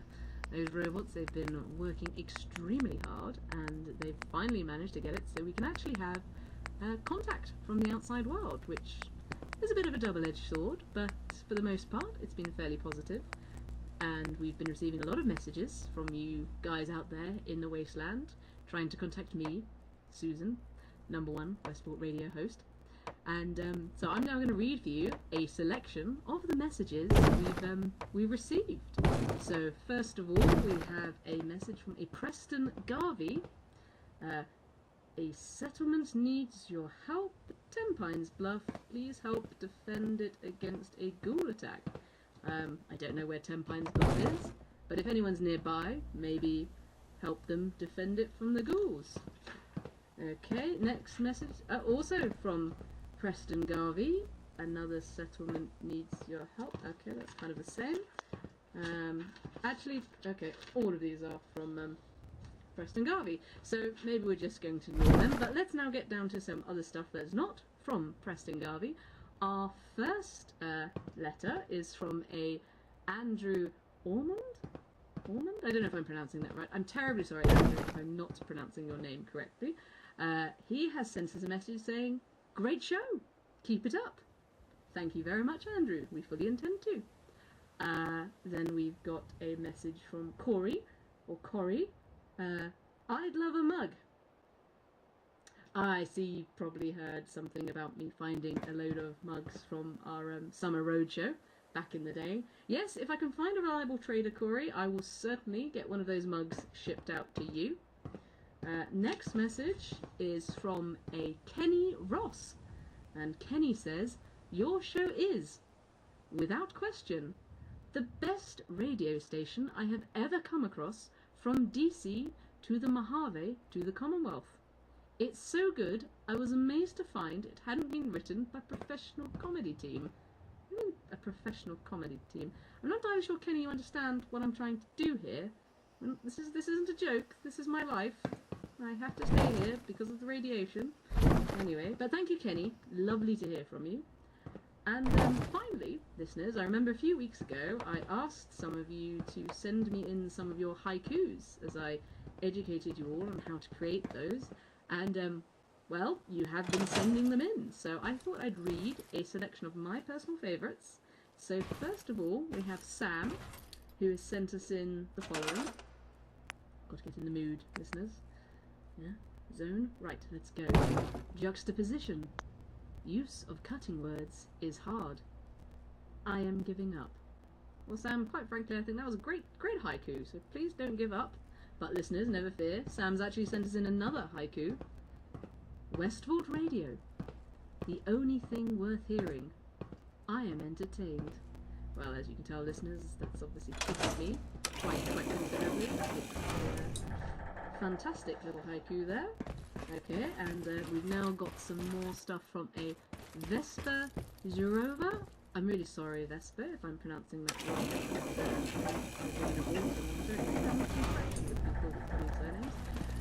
So here we go.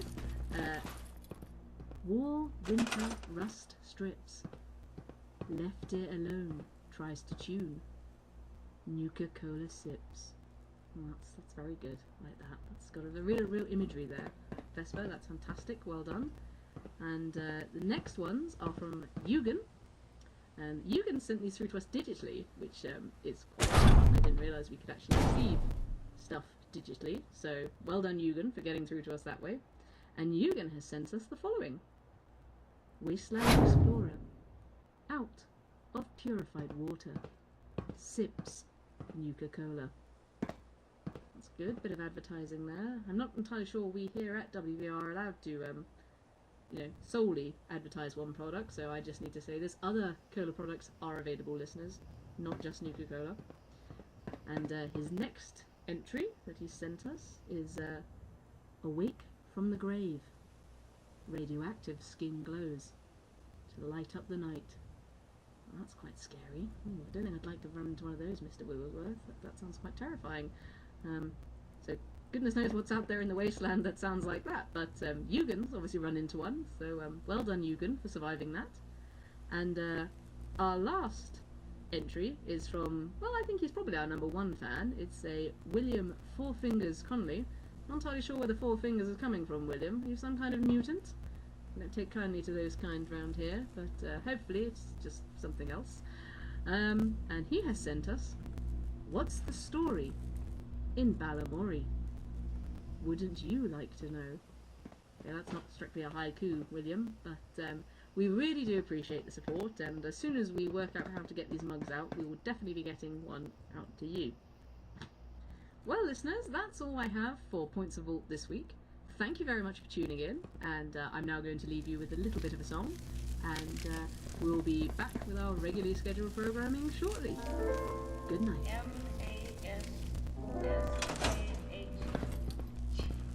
Come on, man, let's just sing the song. Am I happy yet? It's my lucky day. Take my new address, leaving right away. When the border yells Massachusetts, I'll be there with bells, Massachusetts. Homesick as can be, Massachusetts. Only place for me, Massachusetts. Got a special date with that New England state. Man, I can hardly wait. How my heart will knock, Massachusetts, to see Plymouth Rock, Massachusetts. Wanna roll around, Massachusetts, in Nantucket town, Massachusetts. I can hardly wait to hurry through that gate. I hope that train is late. You can't guess how much it means for me to be there. Childhood friends and childhood scenes for me to see them. Neath blue skies above, Massachusetts, with the one I love, Massachusetts, just like Jack and Jill, Massachusetts, we'll climb Bunker Hill, Massachusetts, spread the news around our Massachusetts bound.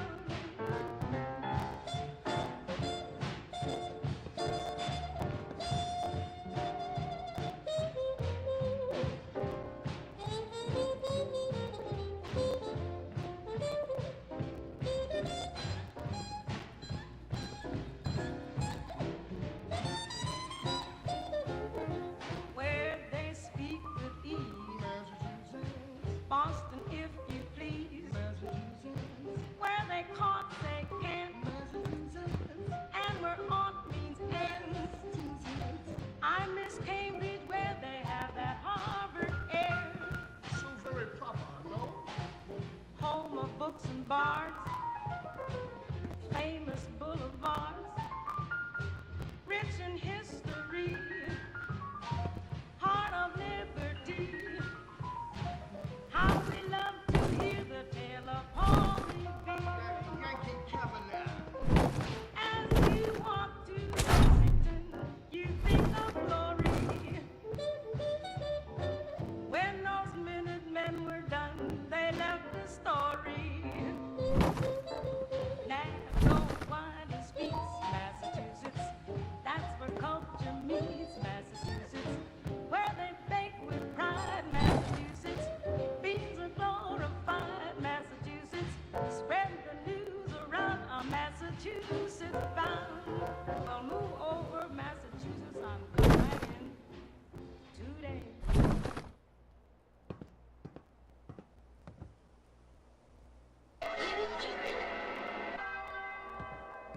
This is Westford Radio Halloween Special Production Meeting number 6.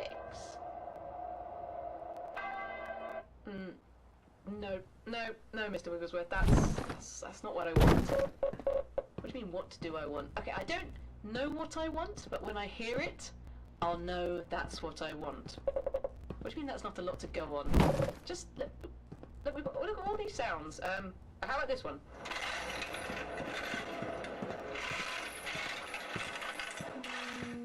Nope. Okay. Oh yeah, that's a good one. Yeah, good suggestion, Mr. Wigglesworth.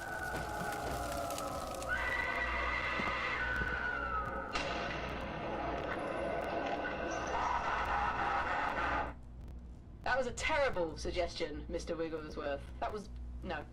That sounds like a kitten. How could anyone be scared by that? Oh, there's got to be something here. What's in this box? Mr. Wigglesworth, I found it.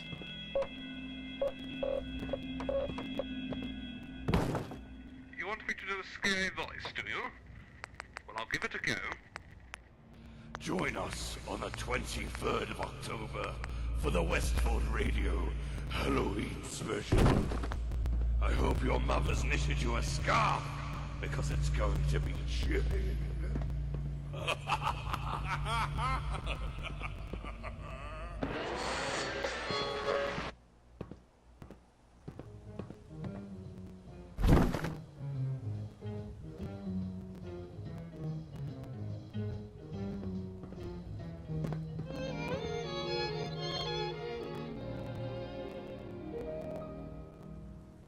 Finally found a fella, almost completely divine, but his vocabulary is killing this romance of mine. We get into an intimate situation, and then begins this character's conversation. He says murder, he says, every time we kiss, he says murder, he says, at a time like this, he says murder, he says, is that the language of love? He says solid, he says, takes me in his arms and says solid, he says, meaning all my charms, he says solid, he says, is that the language of love? He says, chick, chick, you torture me, zoo, I'll be living and thinking of leaving him flat. He says, dig, dig, the jumps the old ticker is giving. He can talk plainer than that. He says, murder, he says, every time we kiss, he says, murder, he says, keep it up like this and that, murder, he says, in that impossible tone, will bring on nobody's murder but his own.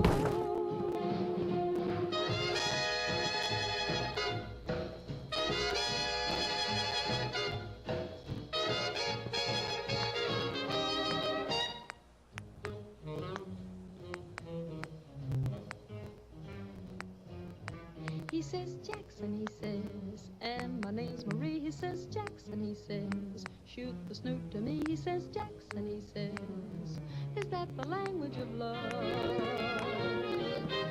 He says when he likes my hat. He says, what the heck is that? He says woo woo. He says, is that the language of love? He says, hep, hep with helium, now babe, we're cooking, and other expressions to wit. He says, we're in the groove, and the groove is good looking. Sounds like his uppers don't fit. He says, murder, he says, every time we kiss, he says, murder, he says, keep it up like this and that, murder, he says, in that impossible tone, will bring on nobody's murder but his own.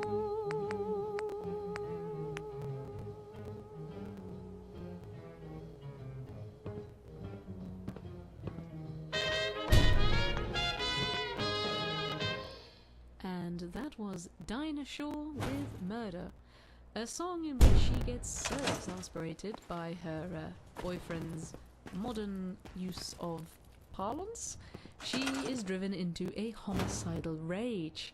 And as a Brit, listening to the sounds of the wasteland, I can most certainly identify with her. And speaking of murder, murder being a particularly horrifying subject, that brings us to our evening's entertainment. It is the 23rd of October, ladies and gentlemen, which means it's time for the Halloween hour.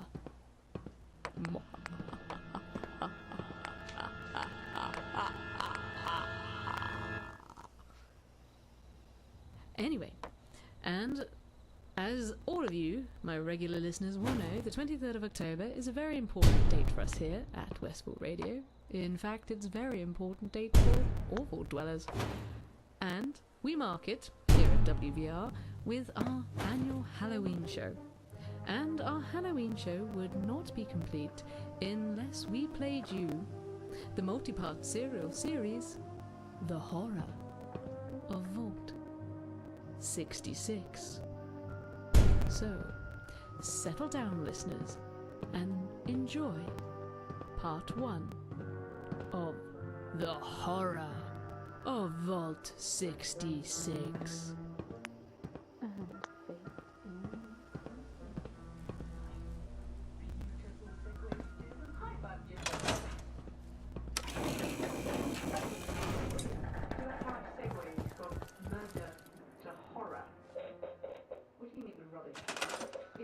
You couldn't have done any better. I thought that was particularly fantastic. Murder is nasty. Halloween's all about nasty things. It makes sense.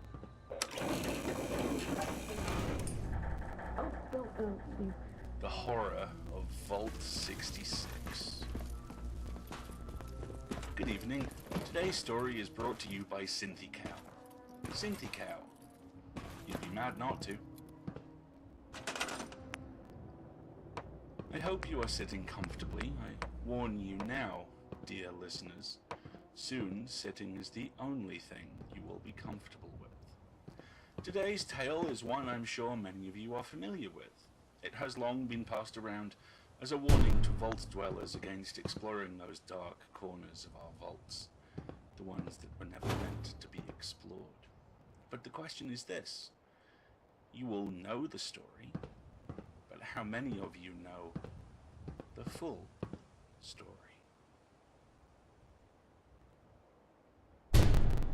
It begins long before the age of the vault, back when our government and Vault-Tec were constructing our future subterranean dwellings. Back then, there was a man named Andrew. Andrew was an engineer. He was head of construction at Vault 66. Andrew wanted his vault to be the safest of all the vaults, but unfortunately for Andrew, his unionized workforce did not want to go the extra mile to ensure the safety levels he wanted. This left Andrew with no choice. He would have to complete any extra work himself. Day and night he toiled in the unfinished vault, often in the far-flung outer rooms. His workers would hear all manner of clanging and banging. Some days, when the early morning shift would arrive, they would find Andrew already there, banging, clanging, getting everything just so. He stopped going home. He had no wife or family, so no one complained. Eventually, he stopped leaving the vault altogether. Andrew instructed his workers to bring him supplies and sustenance, so he could remain where he was, working uninterrupted. It was after a month or so of this pattern that the workers tasked with delivering Andrew's supplies began to hear him talking to himself.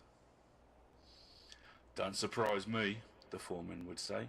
"Man like that, bound to be a little funny in the head. Isn't that a sign of genius?"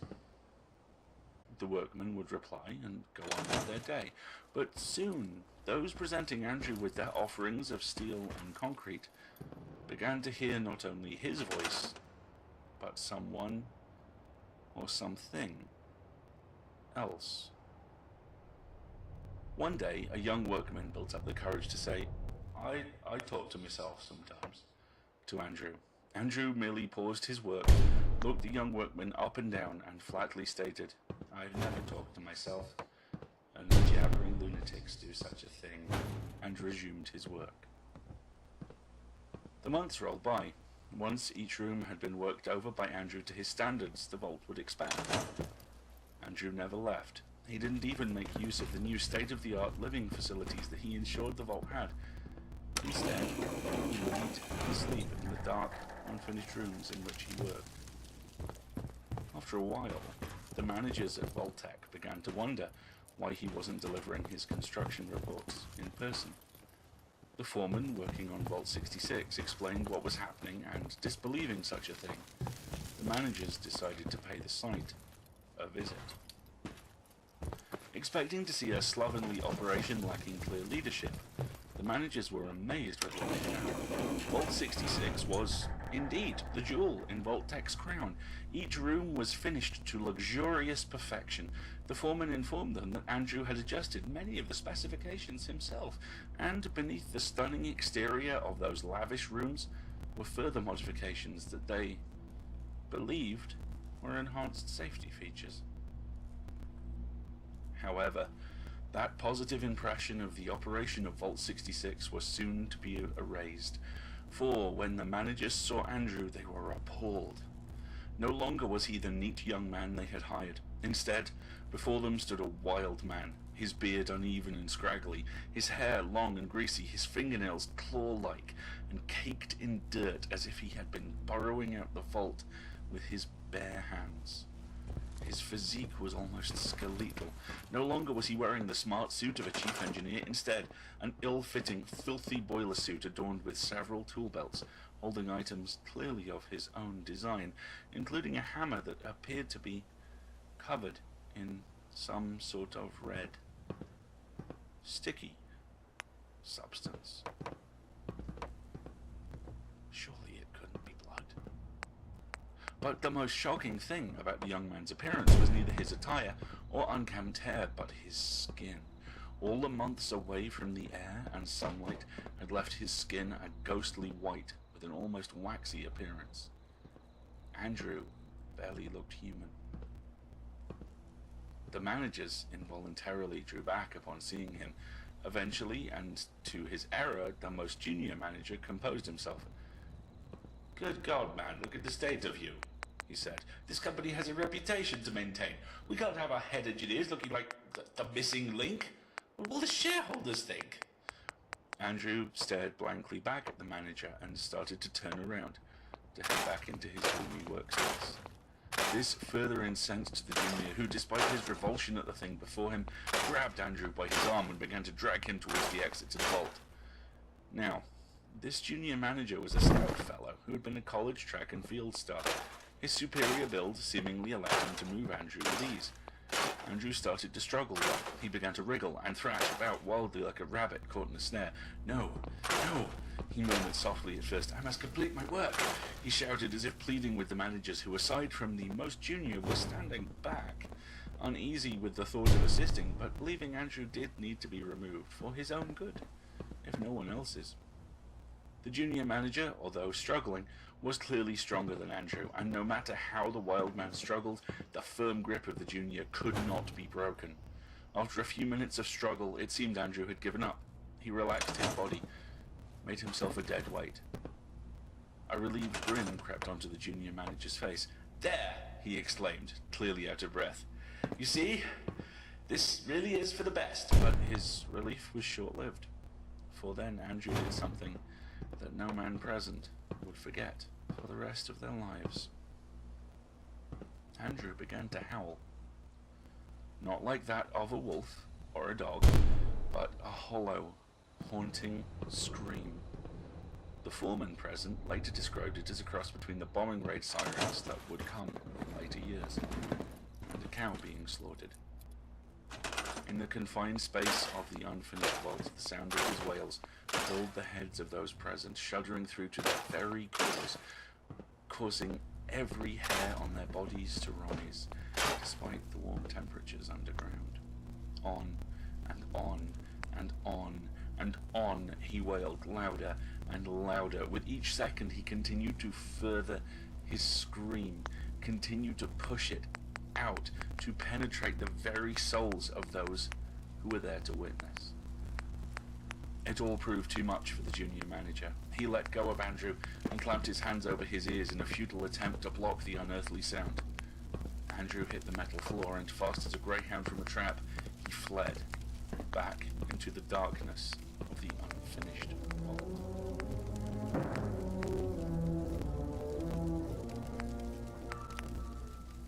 Now we move on to the finer things in Vault.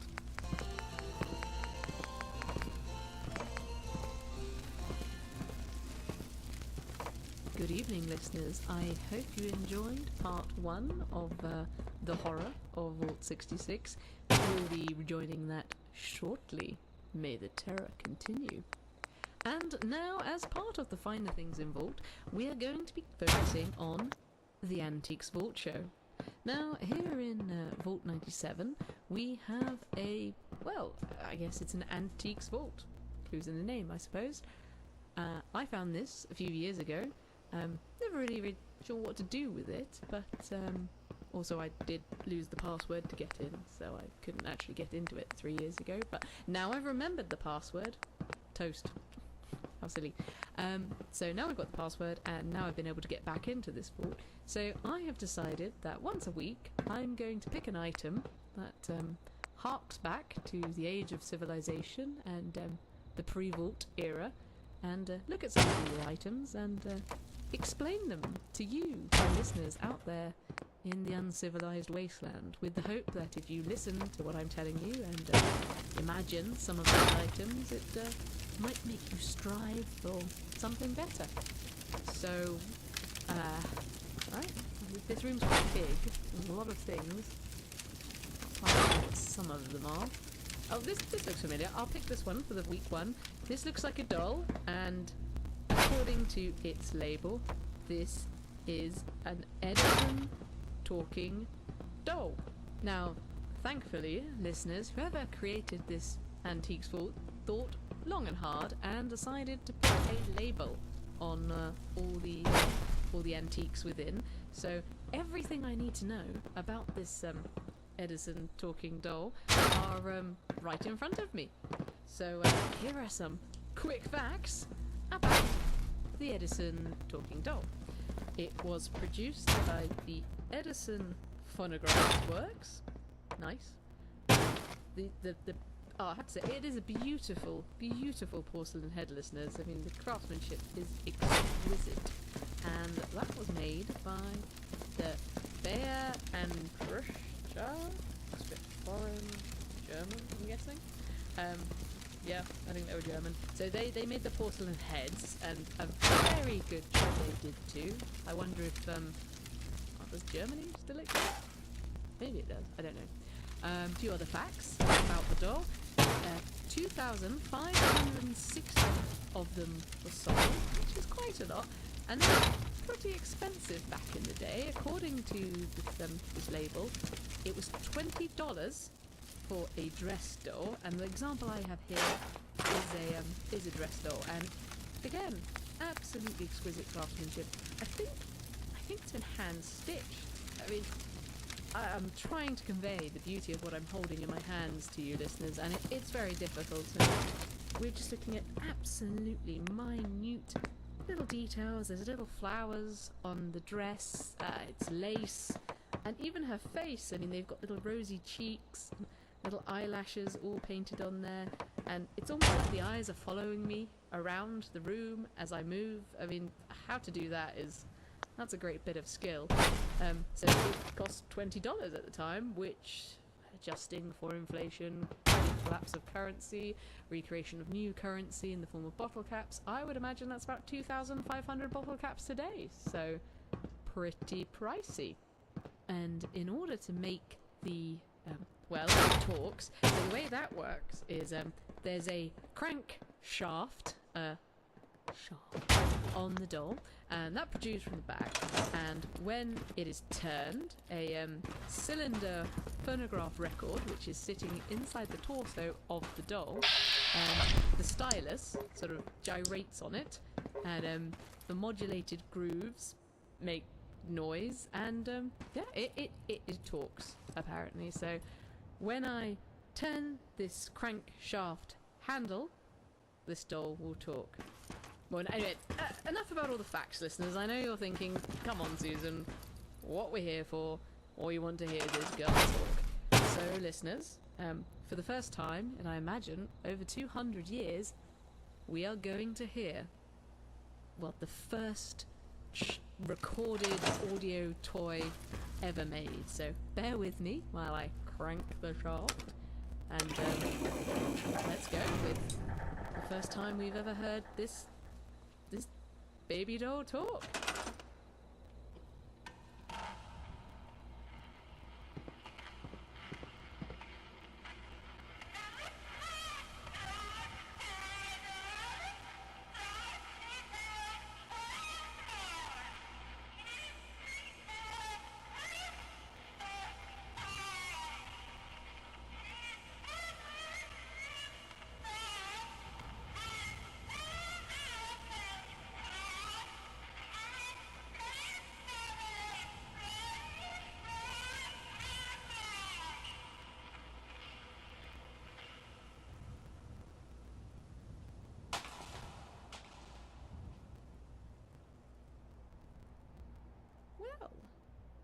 was fucking terrifying. For God's sake, Mr. Wigglesworth, will you please bloody warn me next time I do something like that?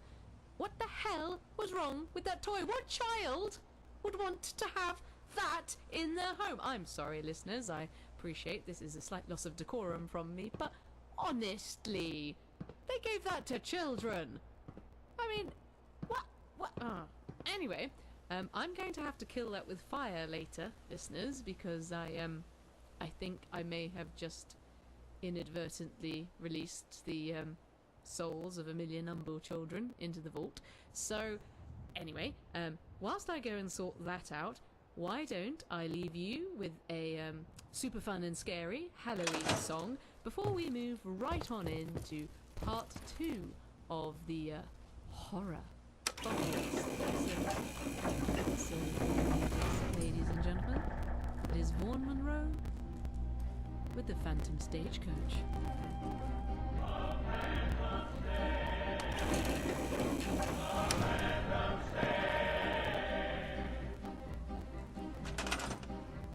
And the phantom stage goes by as the vultures circle high till it hits the bend and crashes down the shale, and his horses scream with fright as it rumbles through the night.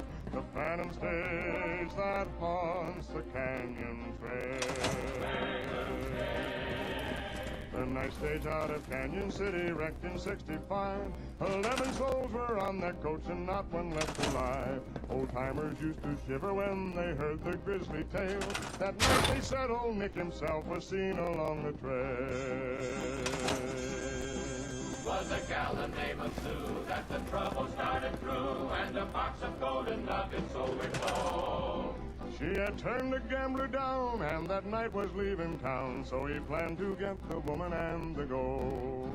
And the phantom stage goes by as the vultures circle high till it hits the bend and crashes down the shale, and his horses scream with fright as it rumbles through the night. The phantom stage that haunts the canyon trail. He waited on the canyon as the light was growing dim. The first shot hazed the driver as the coach got to the rim. He lashed his maddened horses, but they hadn't far to go. They slipped and overshot the rim and disappeared below. At dawn they searched the ground, but the wreck was never found. And when you pass the spot, you're not alone. For at midnight on the trail, it's the lost souls tell the tale as they whisper that the devil took his own. And the phantom stage goes by as the vultures circle high till it hits the bend and crashes down the shale, and its horses scream with fright as it rumbles through the night. The phantom stage that haunts the canyon trail. The phantom stage that haunts the canyon trail.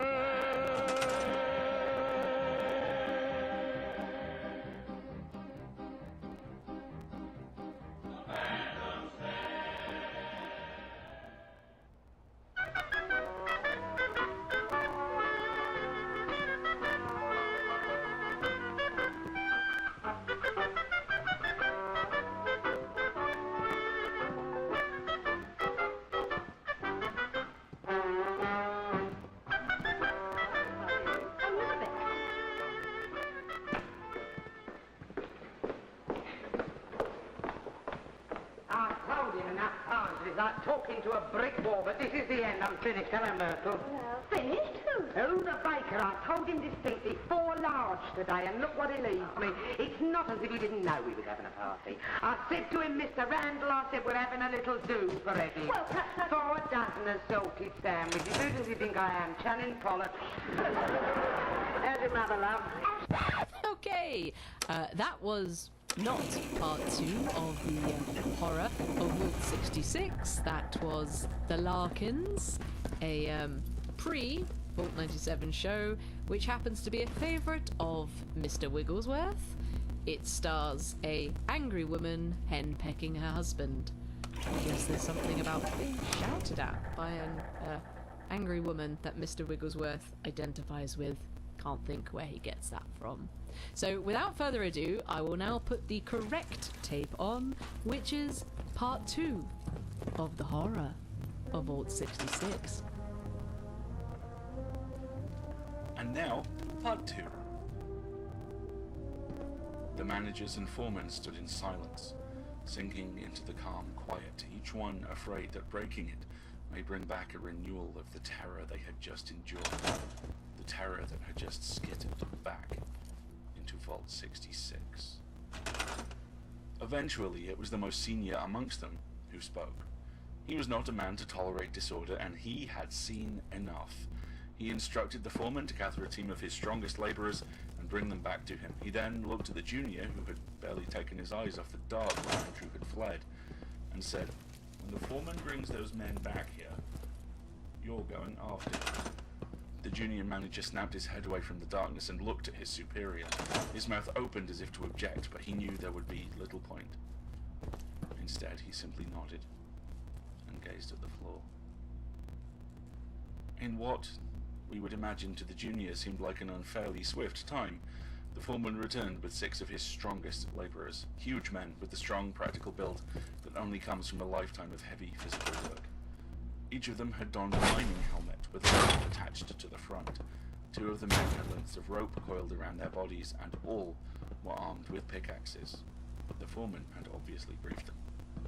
The foreman, who, judging by his lack of headlamp and weapon, would not be drinking much, handed the junior manager a helmet like those the labourers wore, rather than also furnish him with a pickaxe. He presented him with what turned out to be a map of the vault. The vault goes back another mile, and most of the rooms are correct on the plans. God knows what else he's been doing, Bubba, said the foreman in a worried tone that did not suit his commanding figure. The junior manager thanked him and removed his suit jacket and laid it on a workbench. He looked at the rest of the management team, aside from the most senior, but did not make eye contact. He then looked at the labourers. Right. I know you've been briefed. Let's get in there and get him out as quick as we can. And with that, he walked forward over the threshold, where the metallic floor plating gave way to rough earth and into the darkness, with the others close behind. After an hour, the party had not returned. The rules had been down for the day, and there was an eerie silence in the vault. The managers had taken up various perches on the workbenches, with the exception of the most senior, who stood looking into the darkness of the unfinished vault. The foreman approached him. "Sir, they should be back by now. Shall I organise another search party?" "I'll lead it."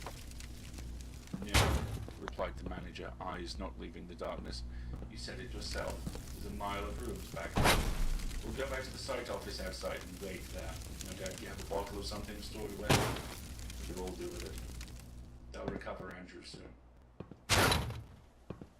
But they never did.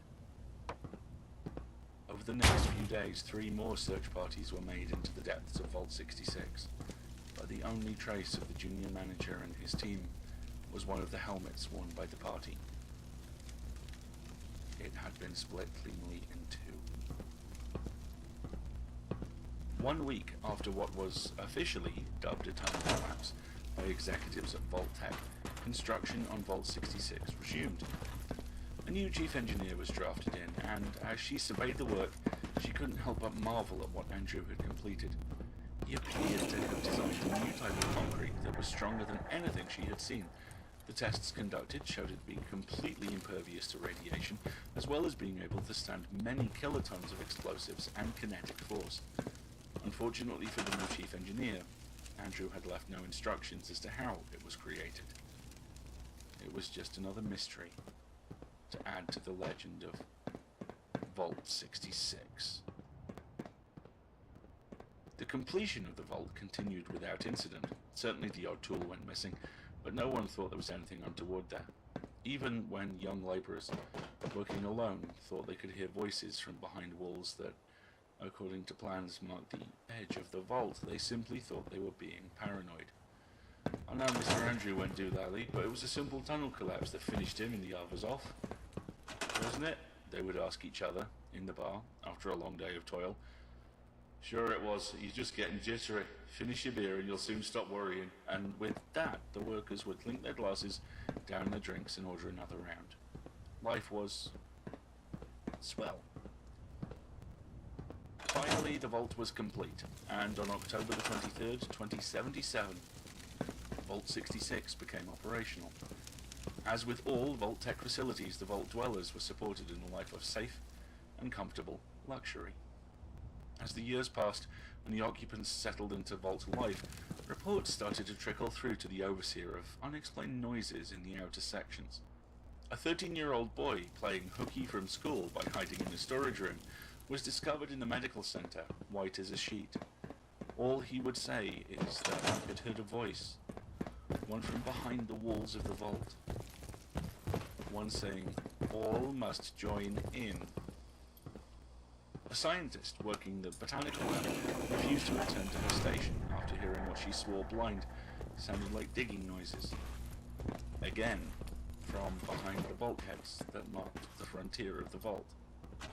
One day, not long after that, maintenance workers replacing a wall panel found a series of marks carved into the concrete beneath, and despite searching the records, the vault dwellers could find no meaning for them.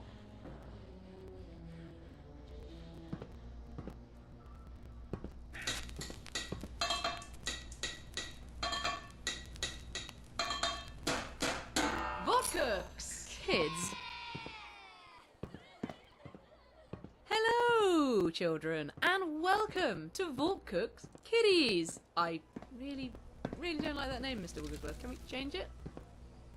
We don't have time. What do you mean we don't have time? Oh no, we really don't. Okay. Yes, children, it is indeed time for Vault Cook's Kiddies. And today we're going to be doing the super fun Halloween activity, carving your very own pumpkin. Yes, your very own. Now, if you followed my instructions that I released in earlier episodes this season, you'll by now have your very own pumpkin to carve. Our friends at Oak Ridge Atom Industries have certainly provided us with a great plethora, or surplus, as some might say, of pumpkin seeds, so you certainly should be able to find many of those in the wasteland or in your vault, and if you followed my instructions, you should by now have something that I have, which is my very own pumpkin. It's only glowing a little bit now, but it's not very dark in here, so don't worry, you'll get the full effect of the pumpkin later on, when it gets dark, all creepy and the ghouls come out. So, let me talk you through the stages of a pumpkin, and how we carve it, or rather, what a pumpkin looks like and how we carve it. So I'm going to step into the kitchen now, so you may notice a slight drop in the quality of the microphone, but rest assured, listeners, the sound quality might not be quite so good, but the content is outstanding. Well, children, I hope now you've got your pumpkins out in front of you, and the first thing I want you to do is inspect it. And the best way to inspect your pumpkin to make sure it is top quality is to give it a quick tap. So I've got my delightful specimen here, and I'm going to give it a tap. Ooh, that sounded fresh. You see, that's the kind of thing your mummies and daddies will be interested in, because mothers and fathers do like to make pumpkin soup. So if the pumpkin quality is poor, they're not going to use it once you've carved it. And I think that's a terrible waste. So, the next stage of all pumpkin carving is removing the innards. And how do we remove the innards, children? That's right. We go in through the top.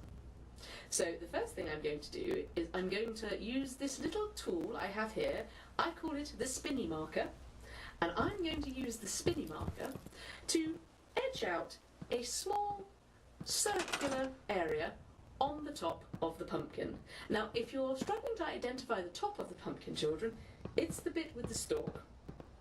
It really isn't hard. It's the bit with the stalk because, well, otherwise you wouldn't be able to stand it up. So, anyway, that's the top.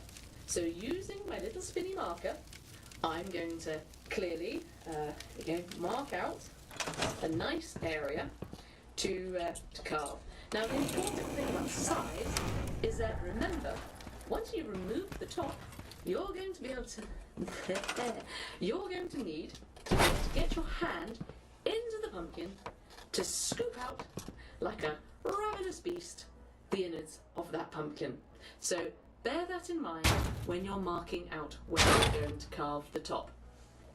So, let's move on to stage 2. I'm now going to use a cutting tool, and following those spinny marker lines I've made out, I'm going to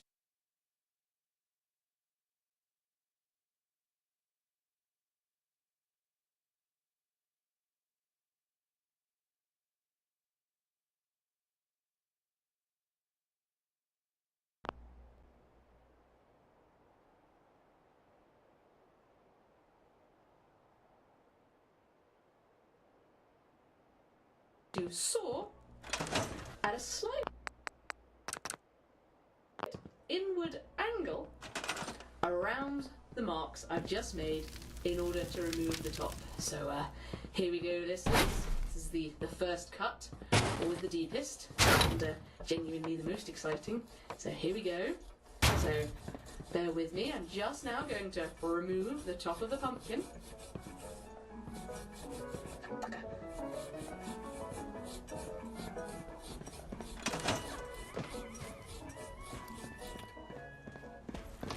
And we're done. When you remove the top of the pumpkin, you'll notice a lot of debris or innards is still stuck to the lid. That's okay. Just set the lid to the side for now and focus on removing out the innards. Now, I have a special scoop to remove my insides, but you may just have to settle for a spoon or your bare hands or maybe a small fragment of skull from a recently deceased queen. I don't know. Be creative.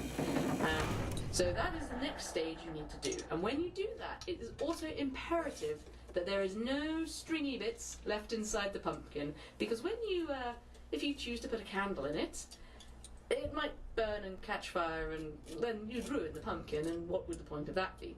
So let's get down to it, listeners, and really get stuck on in there, removing the innards of the pumpkin. I always think this sounds quite fun. It's got a very gooey sound, almost like you're performing open heart surgery on someone. Excellent stuff. So let's get on with it. Okay, children, by now I hope you've removed all the gooey innards on your pumpkin, and the final thing you need to do to prepare the inside is pick up what is now the lid of your pumpkin, and using a knife or some similar cutting tool, carve off the hanging detritus, because again, you really don't want that to catch fire. So let's just quickly do that now. Okay, we are now done. So what we should be looking at now, listeners, is a hollowed out pumpkin. That lid fits happily back on, so when the lid's back on, you probably wouldn't notice you've cut up the pumpkin. That's the trick. So if you got that, you are following my steps very well, children, and I'm proud of you. And so should your parents. They should be proud of you too. Anyway, moving on. Now is a bit obvious. This is the most fun part, and I know this is the bit you've all been waiting for, children, and I appreciate your patience, because it's very easy to want to just get on in there and stab that pumpkin repeatedly and just really release some rage, but you can't. No, no, no. You must do it properly, because otherwise it's not fun. So the next thing you really need to think about is the design. I'm going to go for a very classic, scary face, just some eyes and a spooky mouth, but you could go for anything you wanted to. You could go for a skull, perhaps, if you're quite artistic, or a spider, or any number of scary Halloween things. You know, Drump's face, many things. Who knows? I imagine there'll probably be a lot of Drump pumpkins this year. But yes, many things you could do. So have a real think, sit down, and really focus on what you want to do. And when you've come up with an idea from your head, get yourselves a pencil and draw out on the pumpkin what you want to do. And the reason I say use a pencil is because if you get it wrong, you can just rub it out and start again. Because remember, there's nothing wrong with making mistakes. You learn from mistakes. As long as you learn from mistakes, everything's okay. So I'm now going to get my pencil, and I'm now going to draw my design onto my pumpkin. So here we go. There's some eyes, and a nose, and well, the mouth is a little bit tricky, listeners, but I'm going to give it a go. Yeah, some teeth. Okay. Oh, I'm happy with that. I'm very, very happy with that design, listeners. I think this is going to be a good one. So now we've got our design all drawn out on the front of the pumpkin. So now all we have to do is take our cutting tools and start to cut around the shapes. And this is the most fun bit, where you get to really stab it straight away and go straight through the flesh into the hollow inside. And then simply just start cutting away. You know, you can go a bit crazy, go fast, go slow, but always remember where your stenciled lines are and stick to them. Accuracy is important in a truly good pumpkin. So now I'm going to get to it, listeners. So let's all carve together, shall we? So everyone go away, get your pumpkins, and let's all carve as one. Oh, it's certainly harder work sometimes than you think it is. Some of these pumpkins can be quite tricky. Okay, his nose is now the wrong shape. Let me just edit this. Remember, sometimes you'll make mistakes carving, children, and that's also absolutely fine. Very few pumpkin carving errors can't be rectified, so bear that in mind. Okay.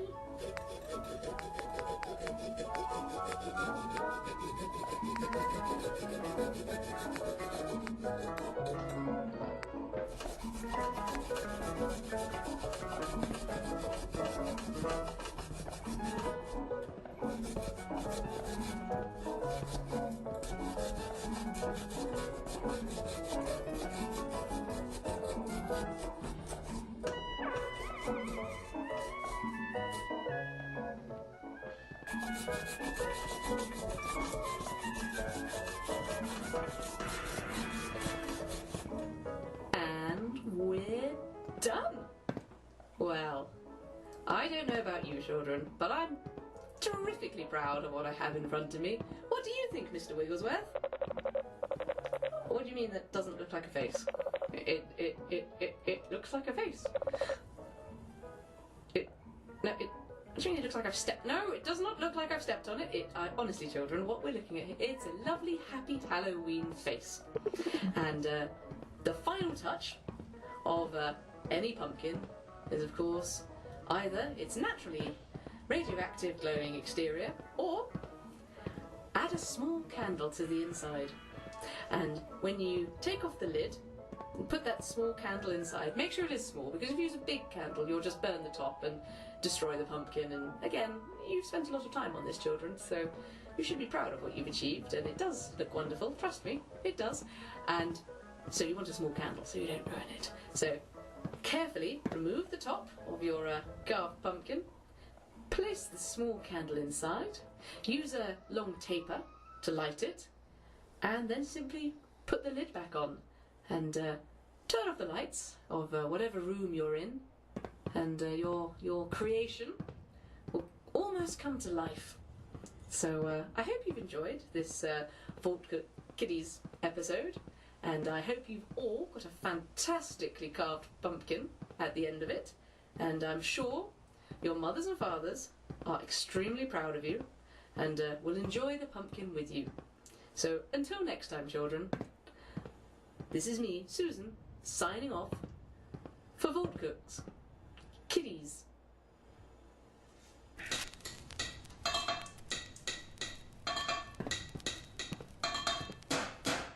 Vault Cooks Kids.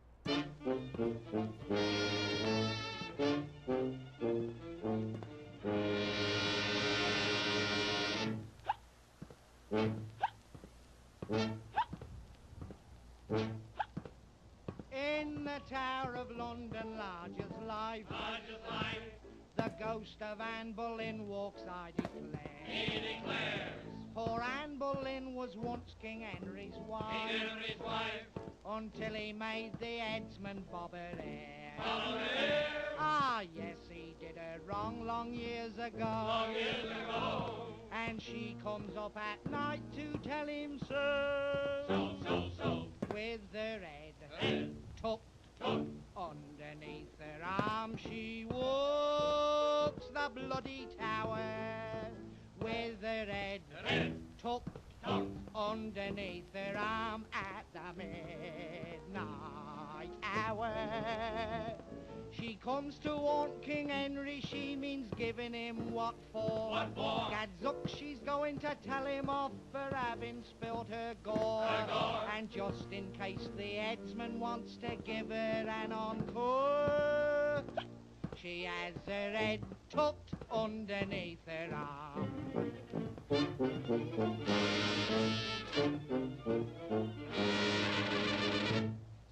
Sometimes gay King Henry gives a spread.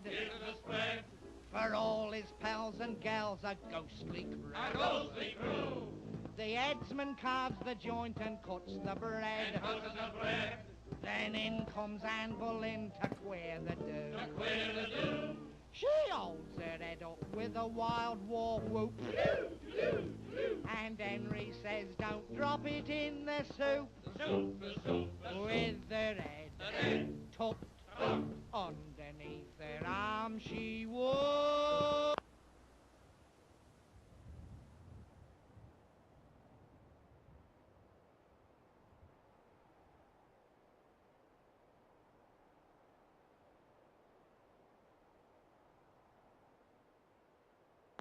The bloody tower with her head tucked underneath her arm at the midnight hour.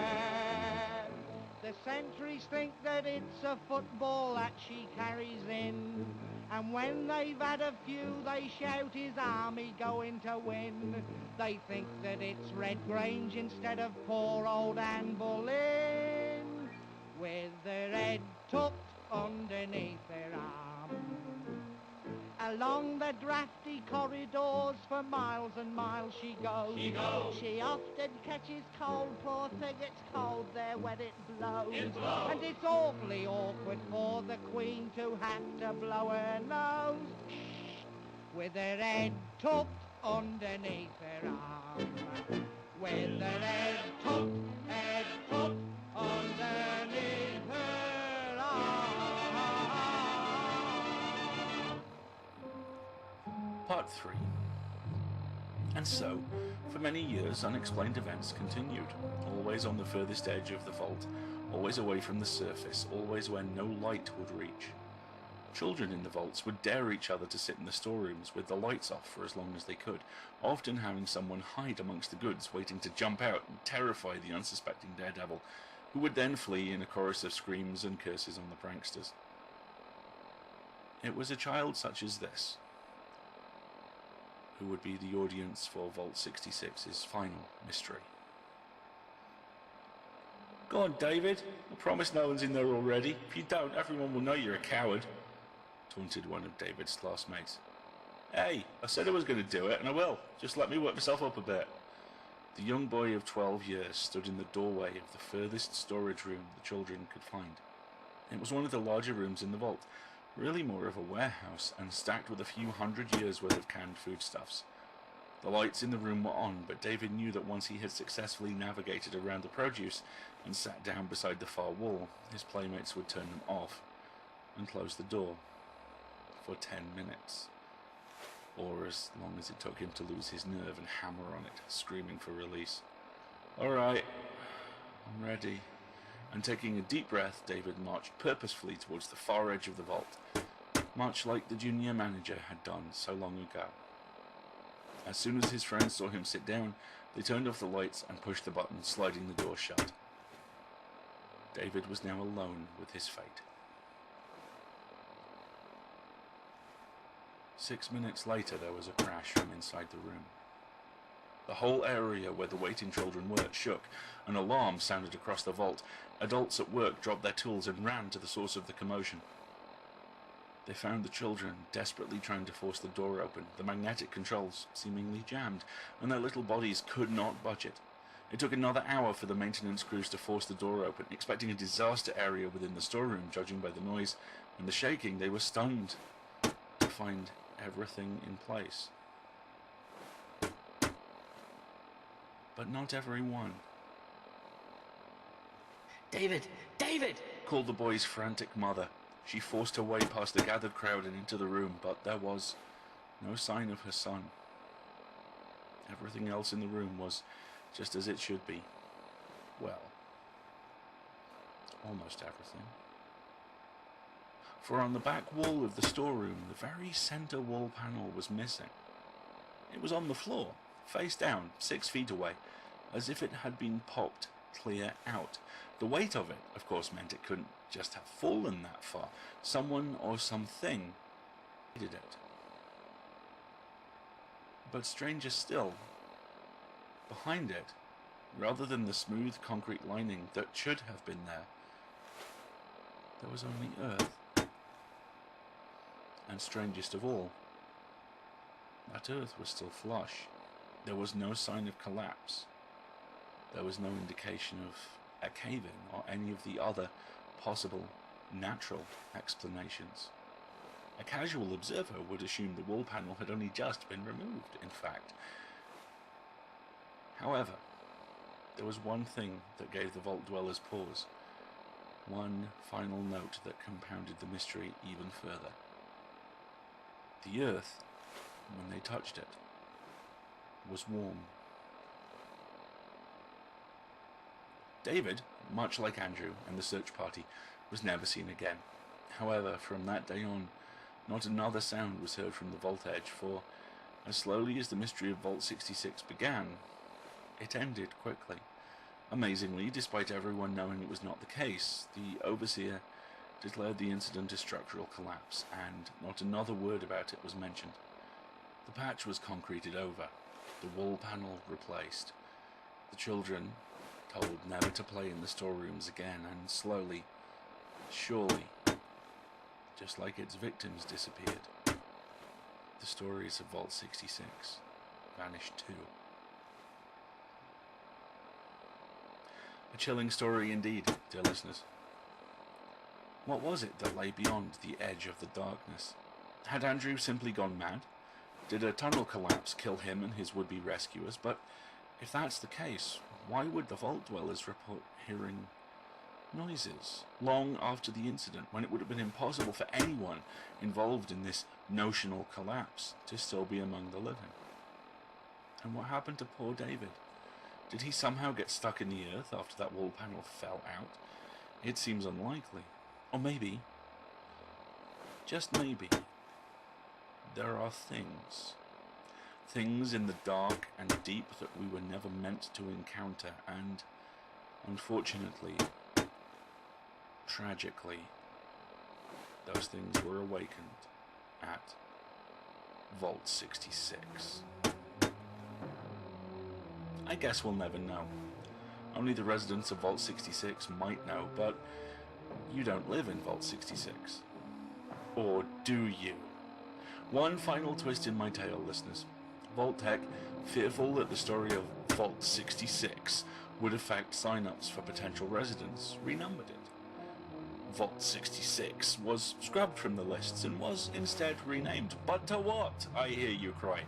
Well, that was a secret only the senior manager knew. Remember him? The man who sent the search party off to their doom? Yes, him. It was a secret he took to his grave. So who knows, my friends? Maybe you are a real resident of Vault 66. Just in case, stay away from the edges of the vault. Otherwise, whatever came for poor David and poor Andrew might come for you. Welcome back, listeners. You're listening to Westfort Radio, broadcasting today for a brighter tomorrow with me, your host, Susan Reith. And thank you very much for joining us this evening. You've been listening to our annual Halloween hour, and I hope you found it suitably spooky. Certainly I hope you've enjoyed the horror of Vault 66. I know we haven't played it for a few years. I found it in a box, actually, under some other boxes. So don't know why it ended up there, but certainly when I was a child, we used to listen to the horror of Vault 66 every single year, and it always was my absolute favourite thing. Halloween, as you know, Wastelanders and Vault Dwellers, is a significant period for all of us, I suppose survivors is probably the best way to describe us, as we all know that the world sort of ended on the 23rd of October 2077. Definitely 2077. To be honest, the records get a little bit hazy, but one thing they're all very, very clear on is 23rd of October. So I always find it a slightly melancholic thing of thinking, you know, all the households, everyone was just getting ready for Halloween. I imagine people had already carved their pumpkins and put naff little decorations up in the windows, little paper cats and paper pumpkins, and everyone was getting their costumes ready and just getting ready to go out and trick or treat or organise thuggery or purge, whatever it is they used to call it. It sounds quite violent. People would go up to the door, say trick or treat. If you didn't give them treats, which had to be some kind of sugared candy, you'd get criminal damage committed to a house. Unusual custom. I don't believe it happened that much in Britain. We had clowns though, so, you know, hey. So yeah, that was the horror of Vault 66. So if that was your first time listening to it, Wastelanders, Vault Dwellers, wherever you are, I hope you enjoyed it.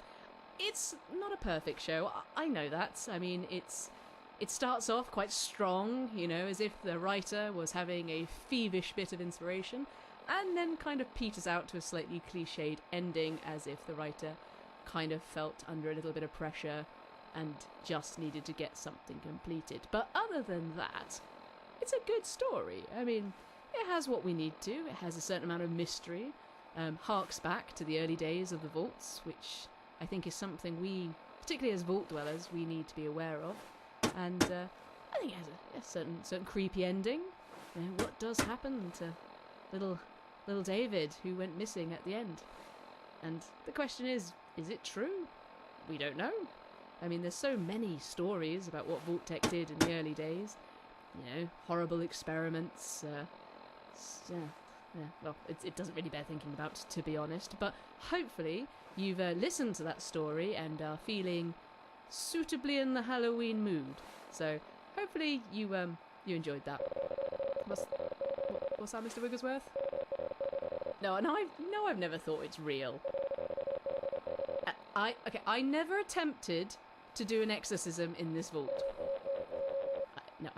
Sorry, I wasn't running down the corridor yelling, "Why the hell isn't there a Bible in this vault?" Yeah, that is an interesting thing, listeners. For some reason, Vault 97, we have no religious texts whatsoever. The only reason I know about religious texts is because I found an encyclopedia that was talking about things like Christianity, Judaism, and Islam, and talking about how they have, I don't know, an imaginary man in the sky or something like that. I don't know. But they also talked about ghosts. So what I was doing, Mr. Wigglesworth, was a project on ghosts. I wasn't trying to do an exorcism. I know the horror of Vault 66 isn't real, and I have never tried to attempt an exorcism to get rid of the weird ghosts that live in the walls. And I have never once been standing at the edge of the vault and heard weird scratchy noises. Never happened. Yeah, you can say what you like, but no, that has never happened.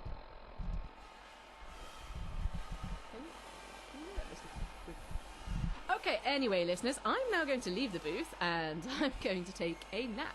So, see you all, well, soon, but for the Halloween show, see you next year. Take care. I'm leaving now. Oh, God. Yeah, gone.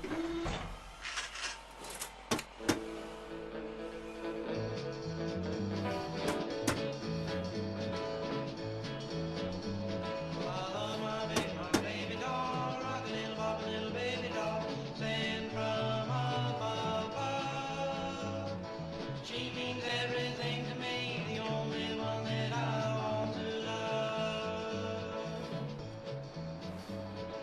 Gone, gone.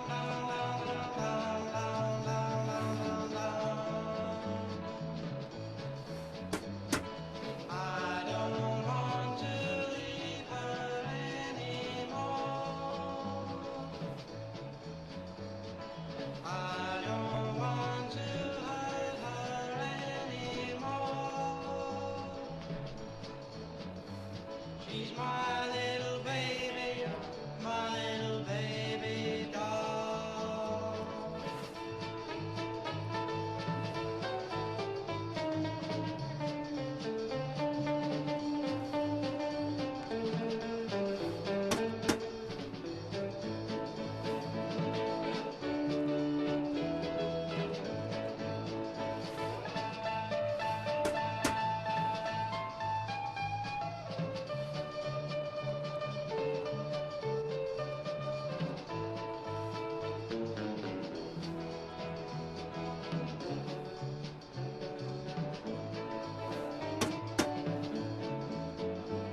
She's my baby doll and she really can go. She can rock and roll more than anybody I know. Yeah, baby, I love you.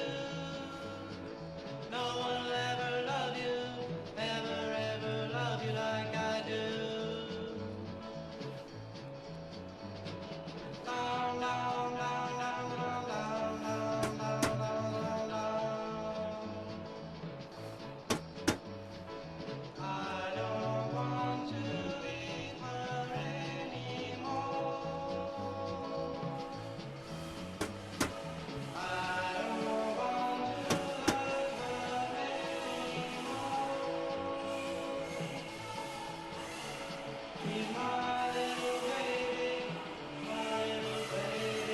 doll.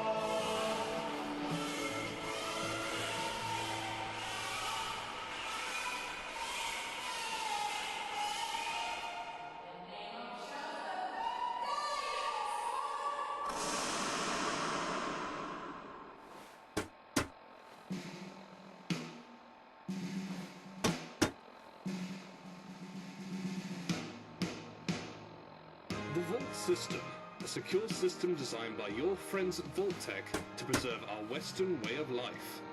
Those fine men at Vault-Tec have managed to preserve all the comforts of home while keeping you safe from harmful fallout radiation. But what home would be complete without access to high-quality news and entertainment? That's right, the homes of traitors. And you're not a traitor, are you, Vault Dweller? In order to ensure the sound of freedom, Vault-Tec created the radio vaults, just like... it's on West Vault Radio. These vaults are transmitting 24 hours a day, providing you with news, entertainment, and more. Each station has its own unique sound, so you can enjoy endless variety. So sit back, relax, and enjoy the sound of Vault-Tec. And hopefully that answers any of our listeners' questions over how WVR came into being. I, for one, am thrilled that our generous station owners at Vault-Tec decided to staff this station solely with British expats and people who could do a convincing accent. But now let's get back to our regularly scheduled programming. It's time for Talk Vault. Don't just talk. Talk Vault. Today, listeners, I'd like to talk about gardening. I know many of you out there, like me, are keen horticulturalists and enjoy nothing more than adding some colour to our vaults, or that humble patch of heavily irradiated wasteland. But one question I often find myself being asked is, Susan, when is the right time of year to plant my perennials?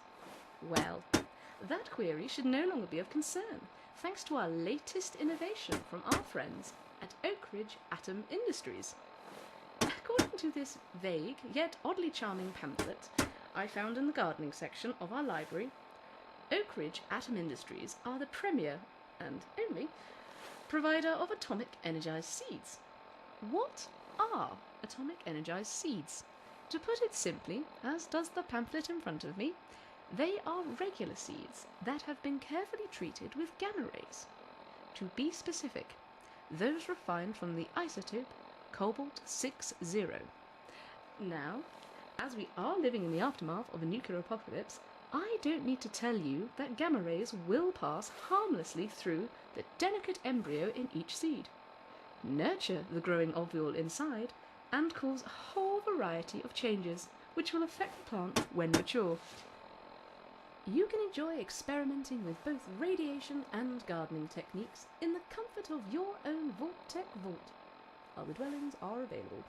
You can plant these randomly irradiated seeds and see what ripe, tasty crimes against nature they can produce. Isn't that wonderful? I don't have any of these atomic energy seeds myself, just the pamphlet, but maybe if you listeners have a dig around the storage sections of your vaults, or maybe visit the burnt-out remains of a gardening centre if you happen to live topside, you could get your hands on a few packets of these seeds and tell me what happens. Give me a call on frequency 4625 kHz and let me know if you've grown any of these atomic energized seeds. If you haven't, why not let me know your opinion on them? Have we taken science too far? Is this a great way to teach children about the wonders of atomic energy? Or is this just a frivolous use of our already overstretched water and soil supplies? Let me know. And while you get your hands green, I'm going to play you some classic musical tunes to give you that extra spring in your step and make your day just that little bit brighter. It's time for variety from the vault. For variety that doesn't hold, just listen to the vault.